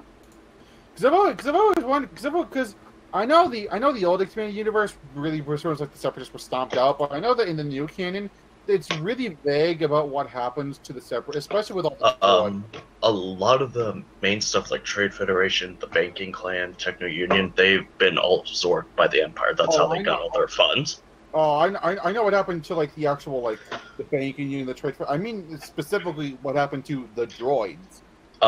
Some of them lasted for a long time. Like there's a Rebels episode where the main characters find a droid base still functioning. Roger. And hell, some of those droids even escaped with them. Like they lived to fight another day. Nice. Like I said, the droids are still around. Like I said, there's even still droids around during the sequel trilogy. So that's a good 50 years they've outlasted the Clone Wars, basically. Wouldn't that be hilarious if in Episode 9 they brought back the droids? Like they brought out some old super battle droids and some a couple old droidicas out of Considering storage. where the Resistance is at the end of Episode 8, that would make a lot of sense. Just finding droids to help them combat the First Order. I would actually really like that. I would actually really like that sort of. I would really like that callback. I would actually really like that because it kind of ties everything. They did say Episode 9 will tie all the trilogy. Yeah. Maybe that's something that could mean something. Who knows? Yeah. Well, have like a subplot of Episode 9 be the Resistance trying to find some old separate, find some droids. Leia would probably. Okay, this might be weird because, but I would assume either Chewie. I would say Chewie was probably the ones like, hey, we can find some this battle droids. Remember and we'll finally prove that old racist man Kidati Mundi wrong because Wookiees and droids could work together. And ending on a racist note will be this month's KWCC after a giant freaking Star Wars discussion. That's how you want to end a kaiju. Because remember, podcast. Star Wars and Godzilla are the most racist franchises out there. Yes, that has been the entire theme of. They're also the most SJW. Yes, franchise. That's been the entire theme. It's pretty much our jab at the Star Wars community, or at least the vocal racist ones. Because let's believe a woman who just simply played a character to get paid for a terrible quote-unquote terrible character. Let's bully her and threaten her to death on Twitter to where we force her off and make it look like the whole fan base is terrible, including us. Thank you, Star Wars fans. Yes, we greatly appreciate your beautiful, beautiful, kind words. Yes. To that poor woman. Yes. Who didn't deserve anything. Any of this. Who did not need to be slammed with that much negativity. Thank you for your services, and I'd like for you all to destroy your computers and get out of our lives forever. Thank you. I mean, I really have to applaud Godzilla fans for screaming at Elizabeth Olsen for being a white woman in a Godzilla film. Can you imagine what it would have been like? Can you imagine what it would have been like if the original trilogy had this level of social media and it was Episode 5 and fucking Luke Skywalker's and Darth Vader's like, Luke, I am your father, and everyone shut up. Thank God the internet wasn't real during the original trilogy. Yeah, I know, right? Anyway, say goodbye, everyone. See you next one. We promise not to be racist next episode. We'll get back to basics. Mm-hmm. We'll be PC next time. To be fair, we were only racist because Greyshot wasn't here for most of it. We're only racist for these 3-hour extravaganzas. Yeah, we had to make up time, you guys. Oh, absolutely. I imagine there's going to be a major dropout point at the 1 hour mark. Thank you for all those. On now. Out of our 8 fans, there will be that one hardcore fan who will watch the whole thing. 8.5. 8.5. Well, I'm pretty sure the half guy's dead by now. Oh, okay. You're right. Rest in peace, half person. It's 8 and 3/4 now, actually. You don't know. He's got one prosthetic leg, not another one now. Oh, okay. He could he's still taking be 3 quarters. kicking. All right. I'm Anyway, done now. goodbye, everyone. Good Goodbye. night. Take care. See you guys next month. Have a very racist morning, racist evening. Yeah, hopefully we'll see you back with more Saturday morning reads, which is, that's currently ongoing now. Second season of Saturday morning reads, and hopefully we'll see you back with some more committee reads stuff in the future. So, all right, take care. Bye-bye. Until then. I hate all of you. I hate all of this too.